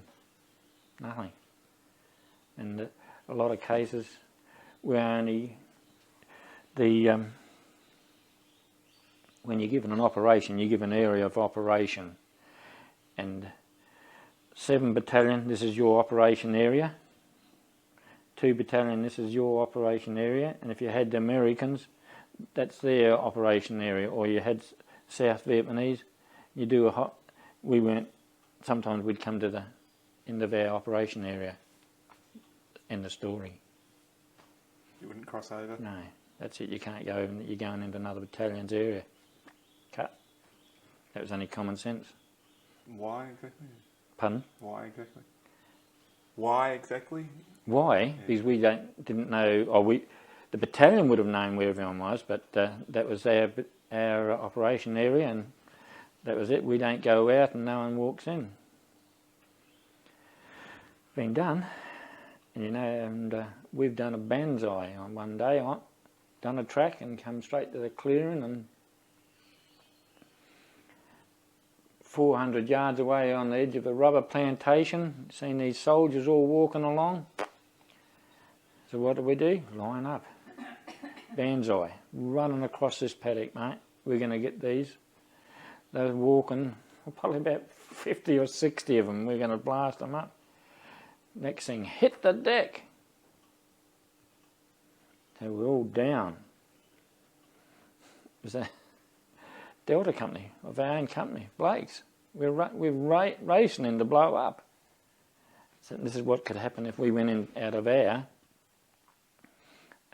operation zone. You don't know if they could have an ambush out somewhere and no one knows. So that's why some of them got to there, that's it, finish. Especially if you're running into Americans. Mate, the firepower that'd come in there, you wouldn't get home. Yeah, that's why a lot of them outside of your operation area, or come across enemy bunkers, you stop. Anything you find, you stop and destroy. It's good enough you've had a fine, done something that you haven't. So what would make them, you mentioned sometimes it would just happen, but would there be any geographical reasons why the scent would get lost or anything of this order? Yeah, get crossing rivers. It'd sit there for so long and then wash away. Over there we had 90% forest, and doesn't get blown. You get strong winds in there. But over there, that's the main reason. Or it was left too long. Or you had more people moving through the area. Like a lot of them wrecked a lot of our tracks by us going this way, and it moved into where another company had moved through after they'd gone through. You know, troop movement killed a lot of them. We'd get going and doggy goes silly and say, oh yeah, about 2 hours ago such and such platoon went through this area. So you've got to stop because you don't know whether you're going to follow their own Blakes then. So a lot of silly, not silly, it was just things, troop movement, left too long, or rivers and that, the main things. Was there a way to get over this, like another method you could use to get back on the scent? Yeah, it could be, quite easy, but there it's a big job because you have to use visual trackers. You have to look and say, you had a platoon move through there, how did they move through, and go from here, do I have to go 50 metres up here and start looking for going a search, looking for it? Just become too dicey there because you spent too much time looking, and they could be sitting there looking at you. It become dangerous and be you're too occupied in another thing that they just say, don't go into it. Well, tell us about these visual trackers. Like, how would they work? What would they look at? If I lost, they were used for a lot of the time when we thought the dog would lose his track. I'd say stop. I said, if I've been going for a half hour, I say stop. I'm going to take a breather anyhow. I said go forward, confirm that I'm still on the track, and the visual tracker would go forward and have a look and say, yeah, and they'd make note of they were wearing this type of sole and heading in that direction, how many there was, and they'd come back and say, yeah, there's still about 6 or something here, and I still got the same type of footwear and still heading in that direction, and confirm that we were still on it, or if we lost it, and sometimes they couldn't find it, we'd just go back where we come from. What was their background? What was the visual tracker's background? Same as me. The ones that never got dogs got the got to become visual trackers. So they learned how to use their eyes and search for all these weird and wonderful things, signs, which was they worked together great. And we used to give each other a heap. We needed them, and they said that we were no good without them, and vice versa. But worked together, and properly they were a good team. Well, you told us a lot about your relationship with Cassius, but how was it developing with Tiber and me. Like I said, it took a good month for me to soak it in, because I was still hurt, sad, and got to the stage of that was it. Doesn't matter what you're going to do, I'm not going to get back into this. But in the same time, there in 7, I was the only one that really knew what was going on, because I'd done 12, 18 months training on it prior to any of these blokes, and I thought, got to get back into it and get switched on, and because it's blokes' lives at risk, whether it's using Tiber or whether it was using Justin. I had to train Blackie, and it was still my responsibility, because he'd had 2 months training as a dog handler before going to Vietnam, and it was my responsibility to continue to retrain him. And but for Tiber and myself, we built a relationship up. I learnt for him, he was more of a work dog than a mate. There was more of a work dog mate relationship there, and I'm not saying I didn't dislike the dog. It's just that I just had that bitterness there, where I couldn't accept him as Cass, not Cass. And I couldn't get that. But we got through our tour with him, and like I said, he did some good tracks and stuff ups, and we had our good and bad times together, and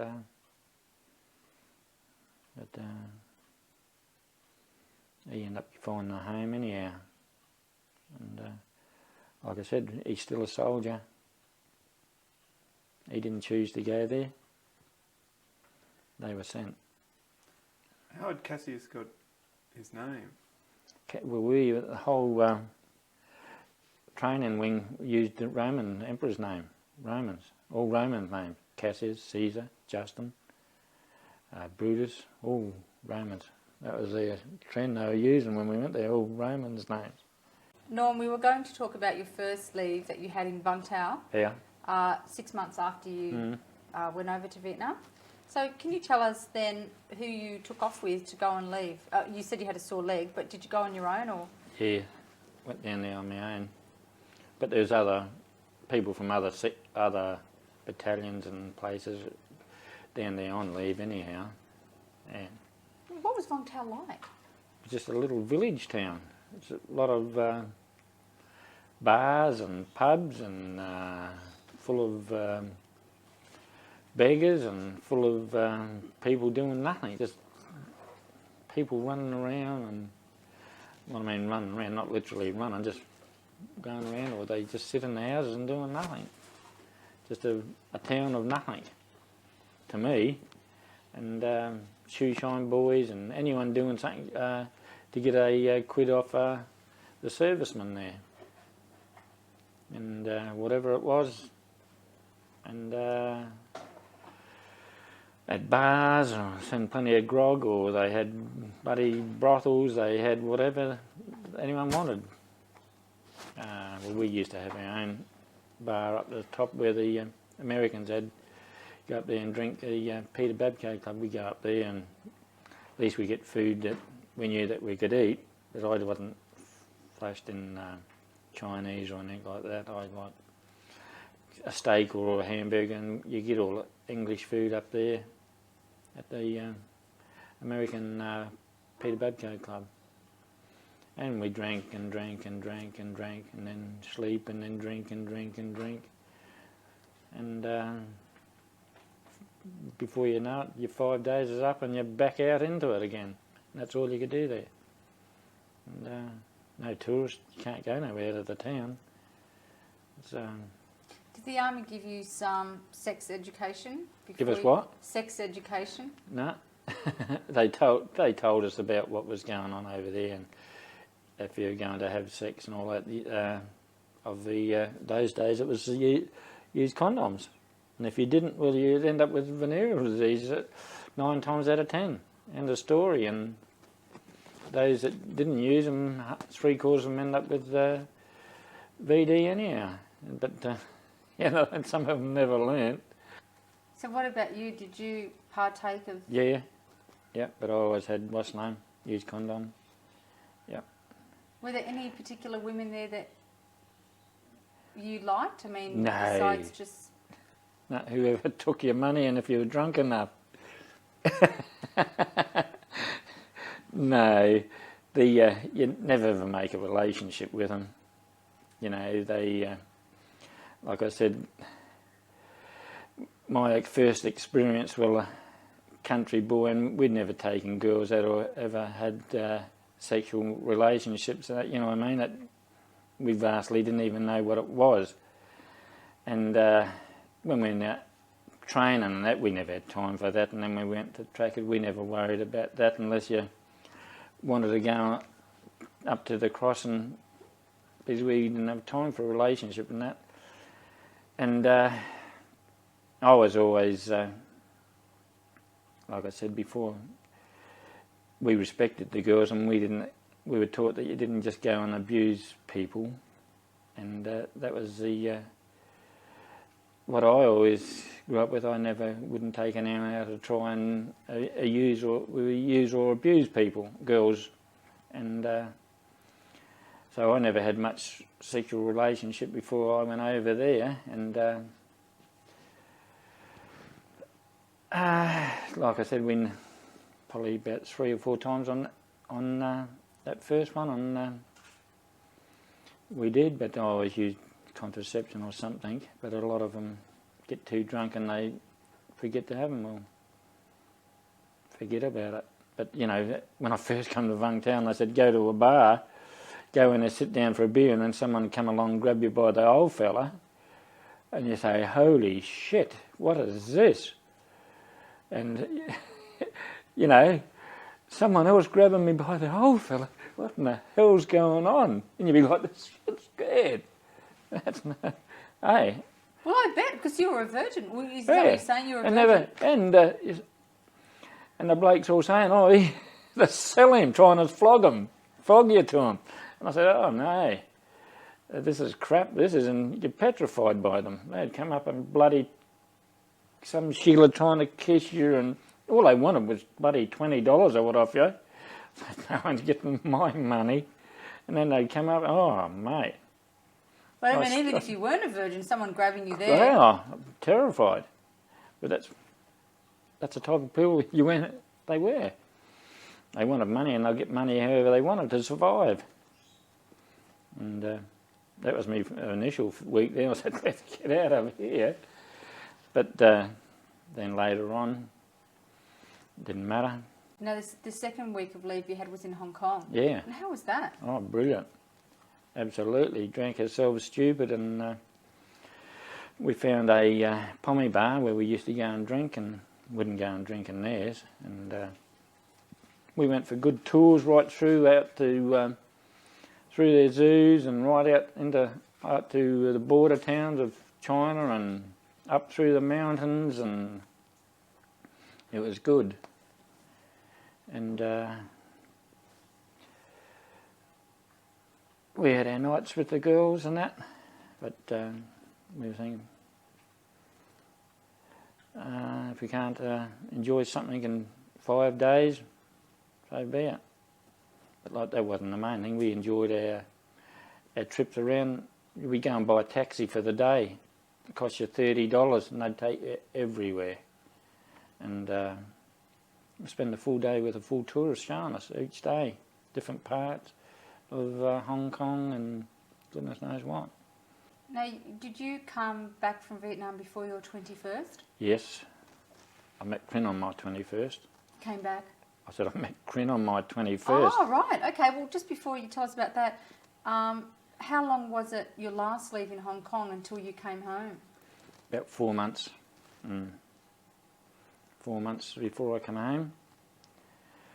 No more leave, and then we flew home on the rear party, because we'd stayed with the new dog handlers that came over from one battalion to take over our dogs.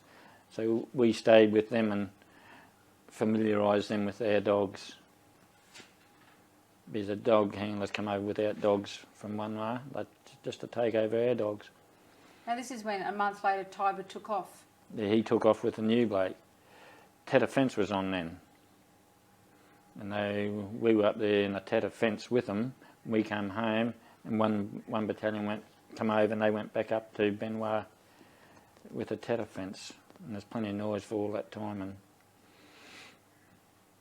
he just got gun-ho. How are you dealing with the fact that Australians were getting killed in Vietnam on a day-to-day basis? How were you and your mates dealing with it? Oh, we felt for them all, because they were our mates. A lot of them were our mates that were getting killed. And you can't, no one would say that you don't feel anything within a family, or you get a small community with something happen there, that you don't feel it. That he's talking to him today, and know he goes out tomorrow and bang, dead. Not real good, but in the same time, tomorrow goes on, and we're out again, and nothing's not going to change it. But how you felt about it, you felt sad, and how we convince ourselves, have another beer. It'll go away, have another beer. How else are you going to do it? Otherwise you'd never go outside the fence if you got... It's just part of the thing that you have to learn to accept or not accept. And we accept it, but we don't accept it. We accept it in the fact that we know it's going to happen. But to a close mate, you can't accept it, but you still got to accept it. I don't know whether you understand or don't understand yourself, but sometimes even today you think, well, I couldn't care a shit if it was me then. Wouldn't have cared. But sometimes I say those poor buggers were better off than what we were. But they're not. You just can't, there's no answer to it. There never will be an answer to someone sending someone, well, it's going to happen till the day this world blows up or whatever. There's going to be wars, people are going to die, and we're not going to stop it. We just got to accept it as something it's just going to happen. And it's going to be sad because it's someone's son that's dying, someone's mate that's dying, whether it be in a car or whatever. But this here, it's no different if he's signed up. It's the person's life. A life's precious. You like your life? Oh, I love mine. But they give it up, and we've accepted when we sign the law, we give it up for the country. That's the difference. Hard, eh? But if we don't accept it, we run away. I'm bloody sure I wouldn't run away. No one would call me a traitor. And you would too if you were doing something that you, we learnt to believe in. That's what we were there for. I think about protecting my daughter in that sense, you know what I mean? Yeah. And you'd do anything. You'd do anything. Without getting paid or anyone must know it. You protect them. And we were trained to protect the country. And the fellas of today are trained to protect the country. And if no one come and were trained to protect the country, us good people of here today wouldn't have the life that we're having now. And if we don't continue to protect it, we won't continue to have this life. I mean, we can discuss this now logically, but Yeah. I mean, at the time you were a very young man. Yeah, of course I was. And it must have been rather difficult living on the edge so much because you picked up on it with Kiernan a little bit about being worse in a sense than a scout because you knew you were leaving, you were going somewhere. I've stood under rubber trees and bawled my head out. Got down my hands and knees and cried out to get through the times because there was nothing else. I'd be lying if I said I never, because I did. I didn't want to have my head blown off, but or like I said, I was too young, I had too much to live for. But tomorrow you'd still walk outside the fence and put yourself in the situation. But didn't hurt to cry out for help, did it? Or go and have a good cry. Doesn't hurt. Didn't cry for a long time, though. Did that kind of living on the edge that we're talking about, that sort of stress level of being on all the time, affect you later on? Yeah. Okay. Well, we might talk a little bit about that in a second. I'll just bring you back to home. You said you flew back. Mm-hmm. What did you fly on? Qantas. One big jet. Just you and Blackie? No, and full of all other people, soldiers coming home. Come home from Tonsanute Airport straight into Sydney at 12 o'clock at night. And who met you there? No one. Flew from Tonsanute Airport to Melbourne Airport. No one met us there. Flew from there to Adelaide Airport where my mother and me Donald met me. Donald, sorry, he met me. He was working, still in the army then. He come and picked me up, and Mum had come up from the country town to Adelaide to meet me. How was that coming home, dealing with everyday life after just what you've experienced? I was drunk for most of it. And they're probably looking at someone different that I couldn't understand until many years later. Did anyone say anything to you? No one said you've changed, different? No one. Then I had a month at home, then I left. I wouldn't go home for 6 years. One time I went home and my mother opened the door and she said, "Yes, can I help you?" And I just stood there. I said, "It's your son." You know, she told me once in probably 10 years. Joined up and gone and come back, and I just lost the track of her, and I didn't care a crap. And if they said anything, I'd up your bum. Was it you just found it very shallow, what people talked about, and life very shallow? Yeah. Didn't want to entertain nothing. I just don't know. Just got lost my way. So what did you do after staying at home for a month? My home? When you first got back? What did I go home? I used to drink a lot. And go out and get drunk and go somewhere and end up somewhere going back to my cousins where we grew up. And I'd stay home for a couple of hours and that with Mum and that. And I'm not saying our relationship wasn't any good, because our mother and that loved us, and same here. And wasn't for many, many, many years that I'd ever said that to my mother. But I just wanted to get in there and drink and didn't care a crap about anything. Don't know why. And I couldn't wait to get back to I went back to another place anyhow. The boys and just got into drinking all the time. So you went back into the army? Yeah, I stayed in the army. I went back to the Inf Centre as an instructor. So they gave you 8 weeks leave or 2 weeks or whatever? I had about 8 weeks leave before I went back and started again. And so I went back up there and I started a new job. I went back as an instructor with the dogs for 3.5 years then. Now, this must have been around, because you said you met your wife at your 21st. Oh, when was that? Must have been 68. Would have been 68, 60. Yeah, it would have been 68, September 68. She was with someone else. I was with someone else, but that's where we initially met each other.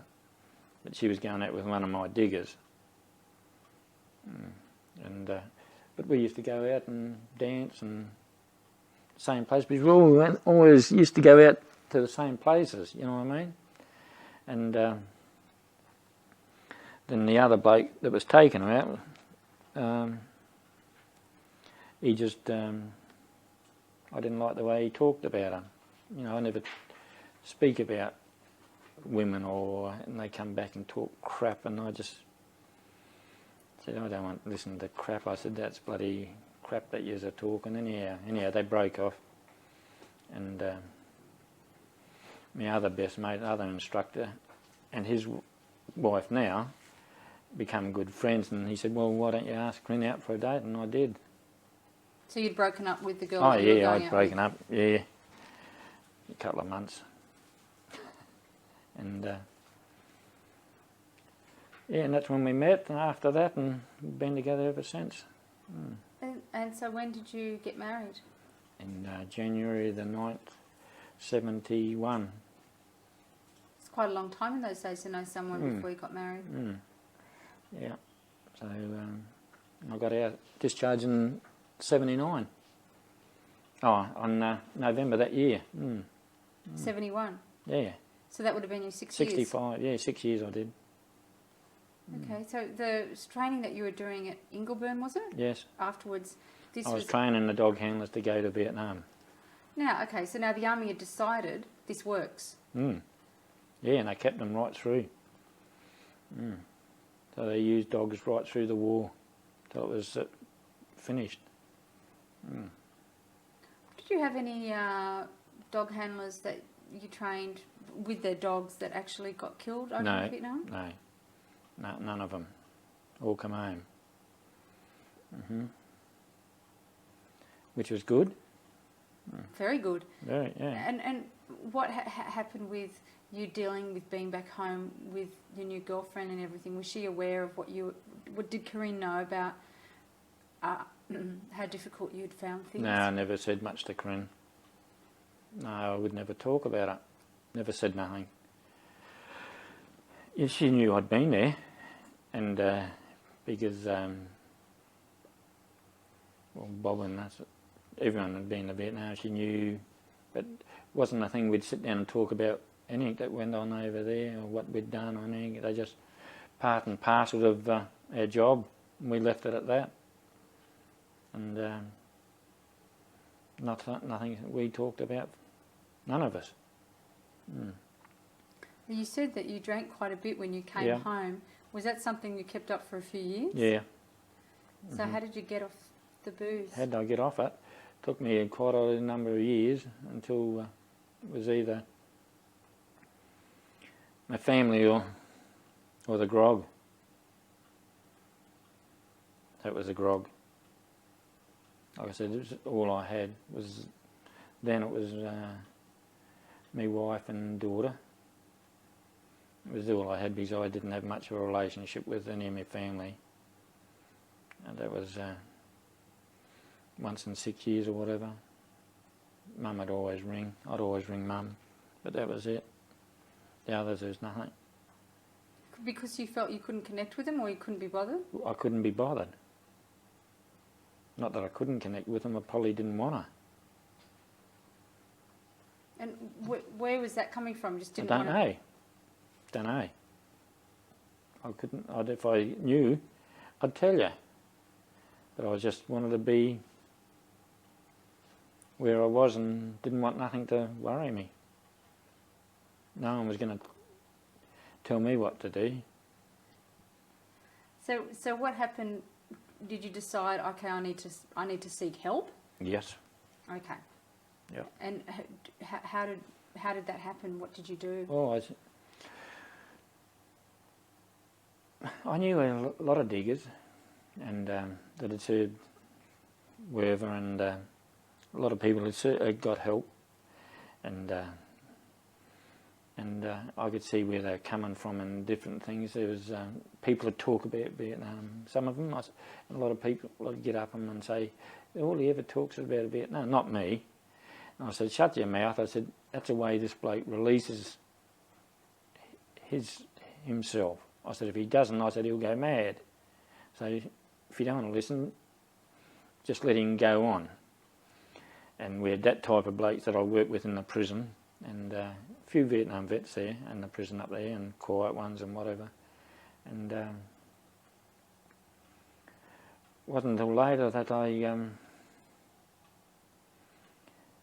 see people, and I didn't want people coming around home, and then so we had no one coming around, and if they come around home I wouldn't talk to them, I'd take off, and they just wouldn't, and then they wouldn't come home because no one felt comfortable at home. And then years went by, in the business of people that would come in, I started thinking, oh shit, I wish I could knock his neck off. It's not funny, and I said, oh, get the crap out, and then, oh, what's this arsehole coming in for? Hey, I'm running a business and I've got to have people in here, and I'm not saying it to them. Yeah, no, I know, but I mean, and, I'm not laughing, I'm just saying, I know. You know, And, that it's strange. I'd go and do my shopping for the washroom, and poor old people in there, I'd push them over or tell them to shut their neck, and if they want to talk somewhere, go somewhere else and talk. Or I'd bump in, knock them arse overhead going through with the trolleys, or I said, I've got stuff to I'm out of my road, and I thought, oh, stuff. And I knew another boy, he said, he said, you should be seeing someone. I said, I don't see it, it's only you weak gutted bastards that go looking for someone. And got to that stage where I just down on me. When I said, I better stay and see if someone, I said, I went and seen someone, and I just broke down, I'd cry and my guts said I'd been. I said, well, what's wrong? I said, I can't. I said, I'm just crying and can't stop myself nowadays. I said, and that's not me. I said, they ended up getting me on to someone, and I seen a psychologist and psych and psychiatrist and doctors, and started talking about things. And I said, I don't talk to no one, but they make me try and see how I feel and whatever. I had nightmares, and I'd entertain them, which is silly. And but I got help, and still getting help, and I feel I got a new lease of life. And feel a lot better by being smart enough to go and do something about it instead of waiting and wrecking my whole family's life and other people's lives too. What it would have been, and if I don't know where I'd be today if I never did that. About 8 years ago. Now, you mentioned early on today about you working in Rockhampton for the correctional centre. Yes. There. What kind of training of dogs did you do there? I mean, obviously Guard security, dogs. but...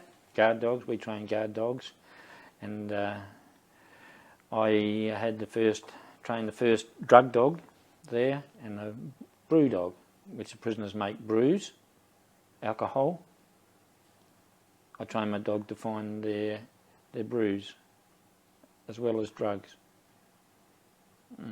So that was good for me. Yeah? That was another very exciting part of being able to work with the dogs and through the tracking with in the army, and then come and do the guard side dog, and then the finding drugs and brews and all with the dogs in the prison service.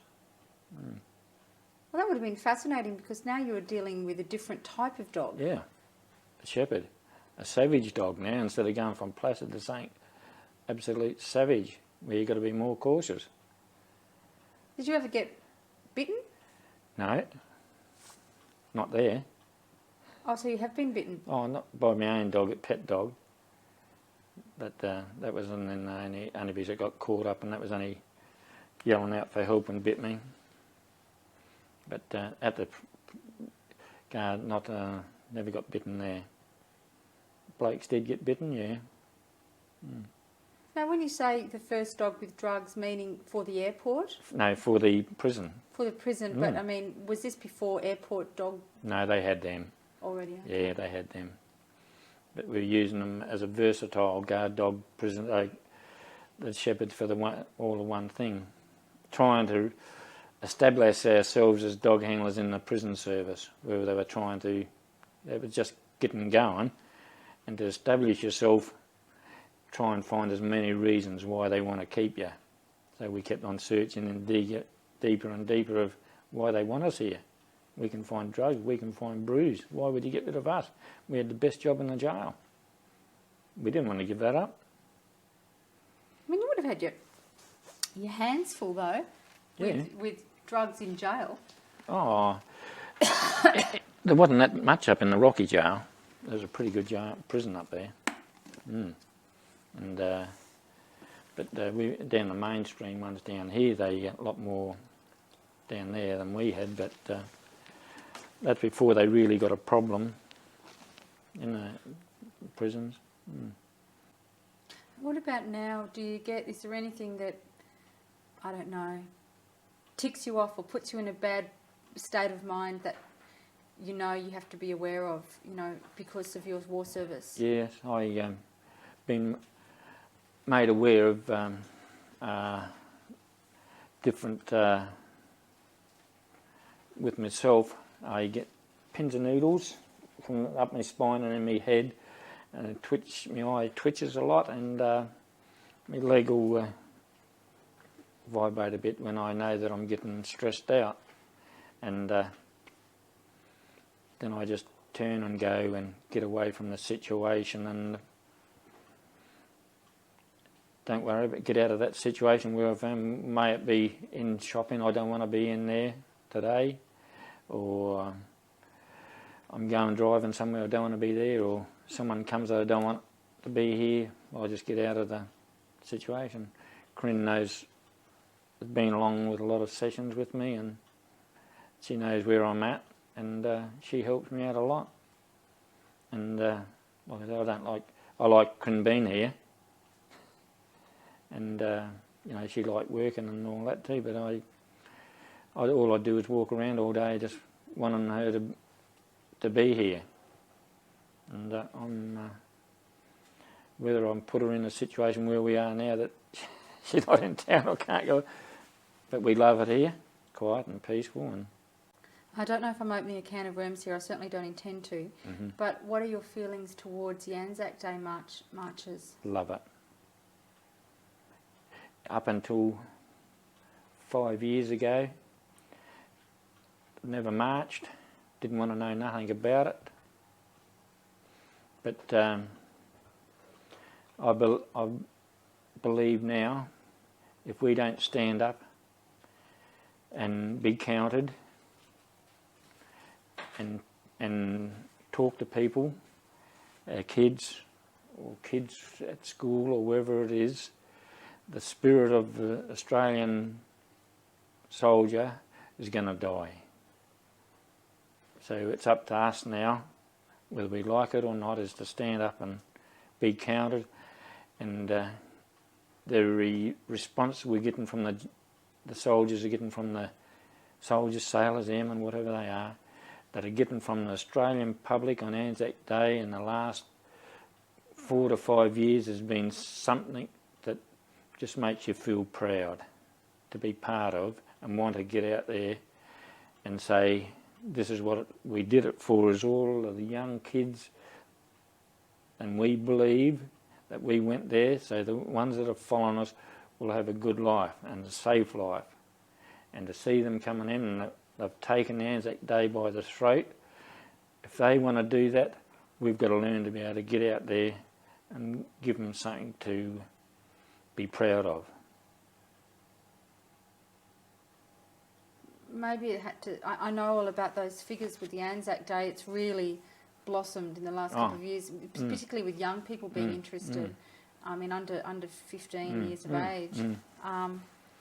Maybe it had to skip a generation or something to get that interest back, genuine interest back. Yeah, it is. And if we don't turn up now, like the Anzacs are gone nearly, and if we don't get out there, their memories won't be lasted neither. So it's up to us to keep the spirit of the Anzac going for why not ever? Because they're the start of what created this nation and the safety of this nation. Because if they never went out then, we could have been a lost nation then. And so I'm proud to go out, and I didn't march last year, but over the last few years, it just made it feel so good to be out there. And the young ones, and I feel that the people of our generation that protested are even getting behind the soldiers of today too. All right, well, we better stop before we run out of time, but Norm, thanks very much for today. Thanks very much for your time. Okay?